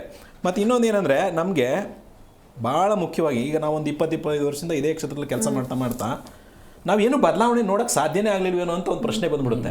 ನಾವು ಏನ್ ಮಾಡಿದ್ವಿ 25 ವರ್ಷ ಈ ಕ್ಷೇತ್ರದಲ್ಲಿ ಏನ್ ಕೆಲಸ ಮಾಡಿದ್ವಿ ಅನ್ನೋ ಪ್ರಶ್ನೆ ಬಂದಾಗ ಸಾಕಷ್ಟು ಬದಲಾವಣೆ ಆಗಿದೆ. ಅದೇ ತರ ಆ ಕಡೆ ಆಪೋಸಿಟ್ ಬದಲಾವಣೆನೂ ಆಗಿದೆ. ಅದು ತುಂಬಾ ಹೆದರಿಕೆ ಹುಟ್ಟಿಸುವಂತ ಒಂದು ಸಂದರ್ಭ. ಪರಿಣಾಮ, ಅದು ಅಡ್ಡ ಪರಿಣಾಮ. ನೋಡಿ, ನಾನ್ ಸ್ಮೋಕಿಂಗ್ ಝೋನ್ ಇದೆ, ನಾನ್ ವೈಲೇಷನ್ ಝೋನ್ ಇದೆ ಅಲ್ವಾ? ನೀವು ಯಾವುದೋ ಒಂದು ಆಫೀಸ್ಗೆ ಹೋದ್ರೆ, ಇನ್ನೆಲ್ಲ ಹೋದ್ರೆ ಎಲ್ಲ ಕಡೆ ಇದೆ.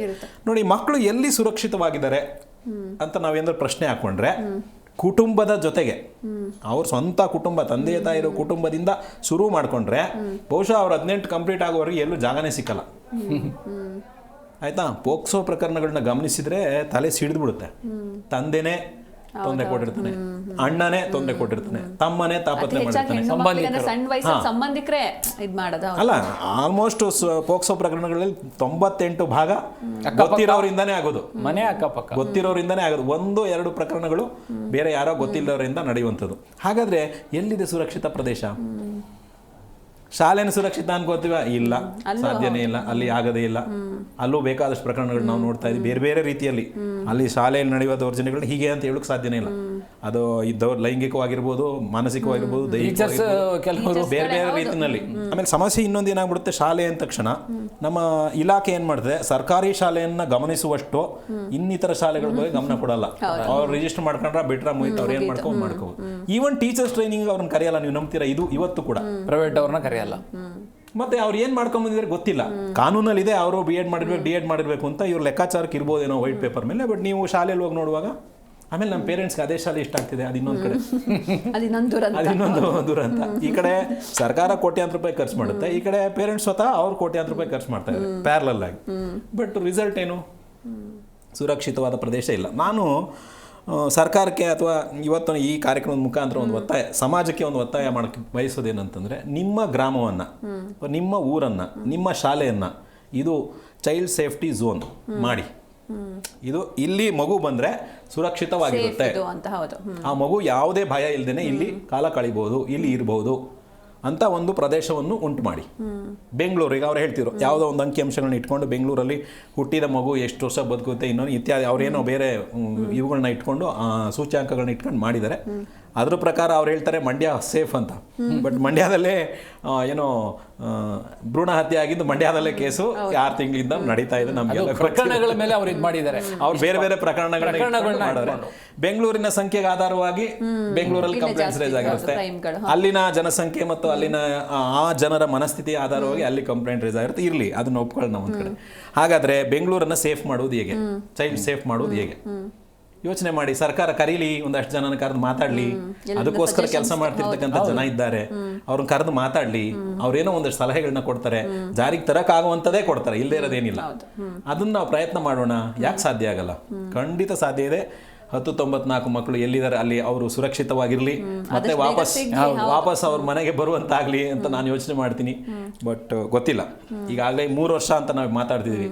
ಮೊದಲನೇ ವರ್ಷದಲ್ಲಿ ಹೋಗಿರೋ ಮಗು ಆದರೆ ಬಹುಶಃ ಅದು ಹೇಳಿಕ್ಕೆ ಸಾಧ್ಯ ಇಲ್ಲ.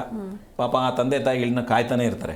ಬಟ್ ಅದೇ ತಂದೆ ತಾಯಿಗಳು ಯೋಚನೆ ಮಾಡಬೇಕಾಗಿದ್ದು, ನಾನು ಯಾಕೆ ನನ್ನ ಮಗುವನ್ನ ಮನೆ ಬಿಟ್ಟು ಹೋಗೋ ಥರ ನೋಡ್ಕೊಂಡೆ, ನಾನು ಫೇಲ್ ಆದ್ನಾ ಅಥವಾ ಎಲ್ಲಿ ಫೇಲ್ ಆದೆ?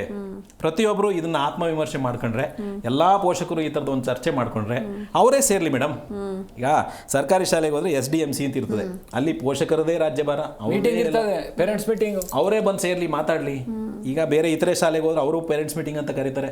ಕನಿಷ್ಠ ಅವ್ರ ಮಕ್ಕಳ ಬೆಳವಣಿಗೆ ಬಗ್ಗೆ ಮಾತಾಡ್ಬೋದಲ್ವಾ ಒಬ್ರಿಗೊಬ್ರು ಸೇರಿ. ಅದೇನಾಗಿದೆ ಈಗ ಶಾಲೆಗಳೇನಾಗಿವೆ ಅಂತಂದ್ರೆ ಒಂಥರ ಫ್ಯಾಕ್ಟ್ರೀಸ್. ನಂಬರ್ ತಗೋಬೇಕು, ಪಾಸ್ ಮಾಡಬೇಕು, ಹೋಗ್ತಾ ಇರ್ಬೇಕು ಅಷ್ಟೇ, ಇನ್ನೇನು ಬೇಕಾಗಿಲ್ಲ. ಅವ್ರು ಬೇರೆ ಏನಾದ್ರು ಡೆವಲಪ್ಮೆಂಟ್ ಆಯ್ತು. ನಾನು ಯಾವಾಗಲೂ ಜನರ ಜೊತೆ ಮಾತಾಡಿದ್ರೆ ಪೇರೆಂಟ್ಸ್ ಜೊತೆ ಹೇಳ್ತೀನಿ, ನಿಮಗೆ ಸಮಾಜದಲ್ಲಿ ಅವರೇ ಸ್ವತಃ ಬದುಕುವಂತ ಮಕ್ಕಳು ಬೇಕಾ ಸರ್ಕಾರಿ ಶಾಲೆ ಕಳಿಸಿ, ಇಲ್ಲ ನಿಮ್ಮ ಮೇಲೆ ಸಾಯೋರು ಡಿಪೆಂಡ್ ಆಗಿರ್ಬೇಕಾ ಅವ್ರನ್ನ ನೀವು ಬೇರೆ ಶಾಲೆ ಕಳಿಸಿ ಅಂತ ನಾನು ಹೇಳ್ತಾ ಇರ್ತೀನಿ. ಅದು ಎಷ್ಟು ಸರಿನೋ ತಪ್ಪು ಗೊತ್ತಿಲ್ಲ, ನನ್ನ ಎಕ್ಸ್ಪೀರಿಯನ್ಸ್ ಅದು ಸರಿನೇ. ಯಾಕೆಂದ್ರೆ ನಾನು ಹೇಳ್ತೀನಿ, ಪ್ರೈವೇಟ್ ಶಾಲೆನಲ್ಲಿ ಬರೀ ಪರ್ಸೆಂಟೇಜ್ ಮಾರ್ಕ್ಸ್ ಬಂದ್ರೆ ಸಾಕು. ನಾವು ಹೇಗೆ ನೋಡ್ತೀವಿ ಅಂದ್ರೆ ಓವರ್ ಆಲ್ ಡೆವಲಪ್ಮೆಂಟು ಆ ಮಗುದು ಬೌದ್ಧಿಕವಾಗಿ, ಫಿಸಿಕಲ್ ಆಗಿ, ಭಾವನಾತ್ಮಕವಾಗಿ, ಸೋಷಿಯಲ್ ಆಗಿ ಡೆವಲಪ್ ಆಗಬೇಕು. ನೀವು ಸರ್ಕಾರಿ ಶಾಲೆ ಮಕ್ಕಳು ಸೋಷಿಯಲ್ ಆಗಿ ಇರ್ತಾರೆ, ಪೊಲಿಟಿಕಲ್ ಆಗಿರ್ತಾರೆ. ನೀವು ಅವರಿಗೆ ನಾನು ಯಾರು ಲಾಸ್ಟ್ ಟೈಮ್ ಇಲ್ಲಿ ಚರ್ಚೆ ಮಾಡುವಾಗ ಕೆಲವರು ಪ್ರೈವೇಟ್ ಶಾಲೆಯವರು ಇದ್ರು ಬಿಡಿ, ರಾಜಕೀಯವಾಗಿ ಅವರೇ ಇರ್ತಾರೆ. ನೀವು ಏನೋ ಒಂದು ವ್ಯಂಗ್ಯವಾಗಿ ಹೇಳ್ತಾರೆ, ಯಾರಾದರೂ ಇಷ್ಟು ಚೆನ್ನಾಗಿ ಸ್ಟಡಿ ಮಾಡೋರೆಲ್ಲ ಏನು ಮಾಡ್ತಾರೆ, ಫ್ರಂಟ್ ಬೆಂಚಲ್ಲಿ ಇದ್ದವರೆಲ್ಲ ಸಾಫ್ಟ್ವೇರ್ ಅದು ಇದು ಆಗ್ತಾರೆ, ಬ್ಯಾಂಕ್ ಪೇಜಲ್ಲಿ ಇದ್ದವರೆಲ್ಲ ಪೊಲಿಟಿಕಲ್ ಲೀಡರ್ ಆಗಿ ಆ ಫ್ರಂಟ್ ಅಲ್ಲಿ ಇರ್ತಕ್ಕಂಥವ್ರನ್ನ ಆಡಳಿತ ಮಾಡ್ತಾರೆ ಅಂತ. ಆ ರೀತಿ ಅವರು, ನಾನು ಅದನ್ನು ಹೇಳ್ತಾ ಇರೋದು, ಆ ರೀತಿ ಅವರು ಓವರ್ ಆಲ್ ಡೆವಲಪ್ಮೆಂಟ್ ಇರ್ತದೆ, ಅದು ಇರಬೇಕು. ಬರೀ ಪರ್ಸೆಂಟೇಜ್ ತೊಗೊಂಡ್ರೆ ಅವನ ಆರೋಗ್ಯ ಇರುತ್ತಾ ಅದನ್ನು ನೋಡ್ಬೇಕು. ಆರೋಗ್ಯ ಇರಲ್ಲ. ಆರೋಗ್ಯ ಇರೋದು ಬೇಡ, ಆ ವ್ಯಕ್ತಿ, ಆ ಮಗು ಸಂತೋಷವಾಗಿದಾನ ಕೇಳಿ ನೀವು, ಸಂತೋಷವಾಗಿರಲ್ಲ. ನಮ್ಮ ಸರ್ಕಾರಿ ಶಾಲಾ ಮಕ್ಕಳು ಎಷ್ಟೋ ನಾನು ಕಂಪೇರ್ ಮಾಡೋಕ್ಕೆ ಹೋಗಲ್ಲ, ಅವರು ಓವರ್ ಆಲ್ ಡೆವಲಪ್ಮೆಂಟಲ್ಲಿ ರಿಸಲ್ಟಲ್ಲಿ ಕಮ್ಮಿ ಇದ್ರೂ ಓವರ್ ಆಲ್ ಡೆವಲಪ್ಮೆಂಟ್ ಇರುತ್ತೆ ಅವರಿಗೆ. ನೀವು ಹೇಳಿದ್ಕೂ ಅದು ಅಲ್ಲ, ಇವನ್ ರಿಸಲ್ಟಲ್ಲೂ ಕಮ್ಮಿ ಇಲ್ಲ. ನೀವು 10ನೇ ಕ್ಲಾಸ್ನ ಫಲಿತಾಂಶ ನೀವೇನಾದ್ರು ತಗೊಂಡು ನೋಡಿದ್ರೆ ಸರ್ಕಾರಿ ಶಾಲೆ ಉತ್ತಮವಾಗೇ ಇದೆ, ಅದೇ ಬೇರೆ ಶಾಲೆಗಳಿಗಿಂತ ಏನು ಕಡಿಮೆ ಆಗಿಲ್ಲ. ಯಾಕೆಂದ್ರೆ ಅವರೆಲ್ಲ ಸ್ವಯಂ ಘೋಷಿತ ಗುರುಗಳು, ಅವರೇ ಸ್ವತಃ ಕಲ್ತ್ಕೊಂಡಾದ್ರೂ ಮಾಡುವ ಕೆಪಾಸಿಟಿ, ಸಾಮರ್ಥ್ಯ ಅವ್ರಿಗಿರ್ತದೆ. ಯಾಕೆ ಇದನ್ನ ಎಗೇನ್ ನಾನು ಯಾಕೆ ಮಾತಾಡ್ತೀನಿ ಅಂದ್ರೆ, ನೋಡಿ ಅಲ್ಲಿ ವ್ಯವಸ್ಥೆಗಳಿದೆ, ಅಲ್ಲಿ SDMC ಅಂತಿದೆ, ಅಲ್ಲಿ ಮಕ್ಕಳ ರಕ್ಷಣಾ ನೀತಿ ಇದೆ, ಮಕ್ಕಳ ರಕ್ಷಣಾ ಸಮಿತಿಗಳನ್ನ ಮಾಡ್ತಾರೆ. ಇವೆಲ್ಲ ಕಡ್ಡಾಯವಾಗಿ ಮಾಡೇ ಮಾಡ್ತಾರೆ. ಸರ್ಕಾರಿ ಶಾಲೆ ಆದಾಗ ಸರ್ಕಾರ ಅದನ್ನು ಗಮನಿಸ್ತಾ ಇರ್ತದೆ. ಇವ್ರನ್ನಂತೂ ಸ್ವಲ್ಪ ಬಿಟ್ಟಿದೆ ಬಿಡಿ. ನಾನು ಅವ್ರನ್ನೂ ಆಗ್ರಹ ಮಾಡ್ತೀನಿ, ಅವರನ್ನು ಒಳಗೆ ತಗೊಂಬನ್ನಿ, ಅವ್ರಿಗೂ ತರಬೇತಿಗಳನ್ನ ಕೊಡಿ. ಅವರು ಕಾನೂನು ಅಡಿಯಲ್ಲೇ ಇದ್ದಾರೆ, ಅವ್ರೇನು ಸಪ್ರೇಟ್ ಆಗಿಲ್ಲ. ನನ್ನ ಪ್ರಕಾರ ಶಾಲೆ ಮತ್ತು ಪೋಷಕರು ಈ ವಿಚಾರಗಳ ಬಗ್ಗೆ ಎಚ್ಚೆತ್ಕೊಂಡು ಮಕ್ಕಳಿಗೆ ಹೆಚ್ಚೆಚ್ಚು ತಿಳುವಳಿಕೆಯನ್ನು ಕೊಟ್ಟರೆ ಬಹುಶಃ ನಾವು ಇಂಥ ಒಂದು ಪ್ರಕರಣಗಳನ್ನ ಕಡಿಮೆ ನೋಡ್ಲಿಕ್ಕೆ ಸಾಧ್ಯ ಆಗುತ್ತೆ. ಮತ್ತೆ ಮಕ್ಕಳೆಲ್ಲ ಸೇಫ್ ಆಗಿರ್ತಾರೆ ಅಂತ. ಮತ್ತೆ ಈಗೇನು ನಾನು ಬಯಸ್ತೀನಿ, ನಮ್ಮ ರಾಜ್ಯ, ನಮ್ಮ ಊರು, ನಮ್ಮ ಸಮಾಜ, ನಮ್ಮ ಶಾಲೆ ಎಲ್ಲ ಮಕ್ಕಳ ಸುರಕ್ಷಿತ ತಾಣವಾಗಲಿ ಅಂತ ನಾನು ಬಯಸ್ತೀನಿ ಈ ಸಂದರ್ಭದಲ್ಲಿ. ಮತ್ತು ಎಲ್ಲ ಪೋಷಕರು ದಯಮಾಡಿ ಜಿಲ್ಲಾ ಮಕ್ಕಳ ರಕ್ಷಣಾ ಘಟಕಗಳ ಬಗ್ಗೆ ತಿಳ್ಕೊಳ್ಳಿ. ಪೊಲೀಸರಲ್ಲಿ ಮಕ್ಕಳಿಗಾಗೇ ಇರ್ತಕ್ಕಂತಹ ವ್ಯವಸ್ಥೆ ಇದೆ, ವಿಶೇಷ ಪೊಲೀಸ್ ಘಟಕ ಇದೆ, ದಯಮಾಡಿ ಅವ್ರ ಬಗ್ಗೆ ತಿಳ್ಕೊಳ್ಳಿ. ನಿಮ್ಮೂರಿನ ಮಕ್ಕಳ ಕಾವಲು ಸಮಿತಿಗಳಿವೆ, ಅವುಗಳನ್ನ ಹೋಗಿ ಭೇಟಿ ಮಾಡಿ, ಮೀಟಿಂಗ್ ಮಾಡ್ತೀರಾ ಇಲ್ವಾ ಚರ್ಚೆ ಮಾಡಿ, ಮಾಡಿಲ್ಲ ಅಂದರೆ ಮಾಡೋ ಥರ ನೀವು ಮಾಡಿ. ಪ್ರತಿ ವರ್ಷ ಮಕ್ಕಳ ಗ್ರಾಮ ಪಂಚಾಯಿತಿ ನಡೆಯೋ ಥರ ಮಾಡಿ.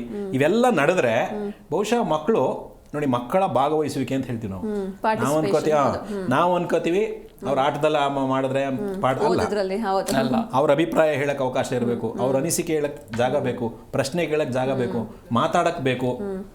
ಹೌದು. Yes sir. ಇನ್ನು ಹೇಮಂತ್ ಸರ್, ಈಗ ಕೊನೆಯದಾಗಿ ಈಗ ಮಕ್ಕಳು ನಾಪತ್ತೆ ಆದ್ರು ಅಥವಾ ಮನೆಯಲ್ಲಿ ಕಾಣಿಸ್ತಿಲ್ಲ ಅಂದ್ರೆ ಪೋಷಕರು ಮೊದಲಿಗೆ ಏನ್ ಮಾಡ್ಬೇಕು ಅಂತ ಕೊನೆಯದಾಗಿ ಏನ್ ಹೇಳ್ತೀರಾ ನಮ್ಮ ವೀಕ್ಷಕರಿಗೆ? ಒಂದು, ಅವರು ಪೊಲೀಸ್ ಸ್ಟೇಷನ್ನಲ್ಲಿ ಪ್ರಕರಣ ದಾಖಲು ಮಾಡಬೇಕು ಮೊದಲು.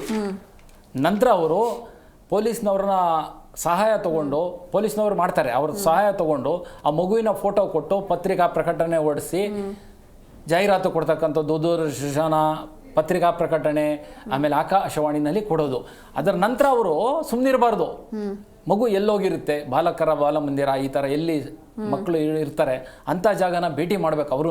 ಯಾಕಂದ್ರೆ ನಮ್ಮ ಪೊಲೀಸ್ನವರು ಸಾಮಾನ್ಯವಾಗಿ ಸಿಕ್ಕಿದಾಗ ಅವರು ಇದು ಮಾಡ್ತಾರೆ, ಅವರಾಗಿ ಬಾಲ ಮಂದಿರ ಹುಡ್ಕೊಂಡು ಹೋಗೋ ಇಲ್ಲ. ಅವ್ರೇನು ಮಾಡ್ತಾರೆ, ಪೊಲೀಸ್ನವರು ಪ್ರಕರಣ ದಾಖಲು ಮಾಡ್ಕೊಳ್ತಾರೆ, ಎಲ್ಲ ಗ್ರೂಪಲ್ಲೂ ಅವರು ಶೇರ್ ಮಾಡ್ತಾರೆ, ಬೇರೆ ಬೇರೆ ಜಿಲ್ಲೆನಲ್ಲಿ ಹೋಗ್ತದೆ. ಈ ಮಗು ಎಲ್ಲಾದರೂ ಒಂದು ಕಡೆ ಸೇರಿಕೊಂಡ್ರೆ ಅದನ್ನು ಪತ್ತೆ ಹಚ್ಚೋದಕ್ಕೆ ನಮ್ಮ ಇವರಿಗೆ ಯಾರು ಪೇರೆಂಟ್ಸಿಗೂ ಆಗಲ್ಲ, ಇವರಿಗೂ ಆಗಲ್ಲ. ಹಾಗಾಗಿ ಅವರು ಪೇರೆಂಟ್ಸೂ ಪ್ರಯತ್ನ ಮಾಡಬೇಕು. ಒಂದು ಮಗು ಎಲ್ಲೆಲ್ಲಿ ಇರ್ಬೋದು, ಬೇರೆ ಬೇರೆ ಏಜೆನ್ಸಿಗಳನ್ನ ಕಾಂಟ್ಯಾಕ್ಟ್ ಮಾಡ್ತಕ್ಕಂಥದ್ದು, ಪೊಲೀಸ್ನವ್ರ ಮಾಡೋದು, ಅದನ್ನು ಮಾಡಲಿ. ಅದೇ ಸೇಮ್ ಟೈಮು ಬೇರೆ ಸಂಘ ಸಂಸ್ಥೆಗಳಲ್ಲಿ ಇದ್ದರೆ ಮಗುವಿನ ಸರ್ಕಾರದ ಕಮಿಟಿ ಏನು ಮಕ್ಕಳ ಕಲ್ಯಾಣ ಸಮಿತಿ ಅಲ್ಲಿ ಪ್ರೊಡ್ಯೂಸ್ ಮಾಡಲಿ, ಆ ಮಗುವಿನ ಮಾಹಿತಿ ಕಲೆಕ್ಟ್ ಮಾಡ್ಕೊಳ್ಳಿ. ಪೇರೆಂಟ್ಸ್ನ ಶೀಘ್ರ ಅವರು ಕರೆಸ್ಬೋದು. ನಾವು ಪೇರೆಂಟ್ಸ್ನ ಪತ್ತೆ ಹಚ್ತಿದ್ದು, ಇಲ್ಲೆಲ್ಲ ಮಕ್ಕಳನ್ನ ಪತ್ತೆ ಹಚ್ತಾರೆ ನಮ್ಮ ಪೊಲೀಸ್ನವರು. ನಾವೇನು ಮಾಡ್ತಾ ಇದ್ದೀವಿ, ನಮ್ಮ ಮುಂದೆ ಮಕ್ಕಳು ಬರೋರು, ನಾವು ಪೇರೆಂಟ್ಸ್ನ ಪತ್ತೆ ಹಚ್ಚೋದು ನಮಗೆ ಚಾಲೆಂಜ್ ಆಗೋದು. ಹಾಗಾಗಿ ನಾವು ಪೇರೆಂಟ್ಸ್ನ ಪತ್ತೆ ಹಚ್ಚೋಕ್ಕೆ ಏನು ಅಗತ್ಯ ಕ್ರಮ ವಹಿಸಬೇಕು, ಪೊಲೀಸ್ನವ್ರ ಕಡೆಯಿಂದ ಕರೆಸೋದು ಅಂತ ಕ್ರಮನ ನಾವು ವಹಿಸ್ತಾ ಇದ್ದು. ಎರಡು ಸೈಡೂ ಆದರೆ ಬೇಗ ಆ ಮಕ್ಕಳು ಫೈಂಡ್ ಔಟ್ ಆಗ್ತಾರೆ, ಕುಟುಂಬನ ಸೇರ್ತಾರೆ. ಮತ್ತೆ ಅವರು ಇದಕ್ಕಿಂತ precaution is better then cure ಅಂತ ಅವ್ರು ಓಡೋಗೋದಕ್ಕಿಂತ ಮುಂಚೆನೆ ಫ್ಯಾಮಿಲಿಗಳು ನಮ್ಮ ಗೆಳೆಯರು ಹೇಳ್ದಂಗೆ ಅಂತ ವಾತಾವರಣನೇ ಬರಬಾರ್ದು. ನಾವು ಸಂಬಂಧಗಳನ್ನ ಗಟ್ಟಿ ಮಾಡಿಕೊಂಡು ಮಗು ಒಟ್ಟಿಗೆ ಮಾತಾಡಿಕೊಂಡು ಒಳ್ಳೆ ವಾತಾವರಣ. ಇವಾಗ ಮಕ್ಕಳು ಭಾವನಾತ್ಮಕವಾಗಿ ಮಾನಸಿಕವಾಗಿ ಬೇರೆ ಬೇರೆ ರೀತಿ ಬದಲಾವಣೆ ಕಾಣೋ ಸಂದರ್ಭದಲ್ಲಿ ನಾವು ಅವರೊಟ್ಟಿಗೆ ಆತ್ಮೀಯರಾಗಿ ಒಂಟಿಯಾಗಿರೋದಕ್ಕೆ ಬಿಡಬಾರ್ದು. Thank you so much sir, ಇಷ್ಟೊತ್ತು ಡಿಸ್ಕಷನ್ ಭಾಗಿಯಾಗಿದ್ದಕ್ಕೆ. ಧನ್ಯವಾದ. ಎಸ್ ವೀಕ್ಷಕರೇ, ನಿಜಕ್ಕೂ ಇದೊಂದು ಆತಂಕಕಾರಿ ವಿಷಯ. ಅಂದ್ರೆ ಬಾಳಿ ಬದುಕಬೇಕಾದ ಮಕ್ಕಳು ಈ ರೀತಿ ನಾಪತ್ತೆ ಆಗ್ತಾ ಇರೋದು ನಿಜಕ್ಕೂ ಕಳವಳದ ಸಂಗತಿ. ಇನ್ನಾದ್ರೂ ಪೋಷಕರು ಹಾಗೂ ನಮ್ಮ ಸಮಾಜ ಇತ್ತ ಕಡೆ ಗಮನ ವಹಿಸಬೇಕು ಅಂತ ಹೇಳ್ತಾ ಇದ್ದಾಗಿತ್ತು ಇವತ್ತಿನ ವಿಶೇಷ. ನೋಡ್ತಾ ಇರಿ ಜೀ ಕನ್ನಡ ನ್ಯೂಸ್, ಸತ್ಯವೇ ಸುದ್ದಿಯ ಜೀವಾಳ.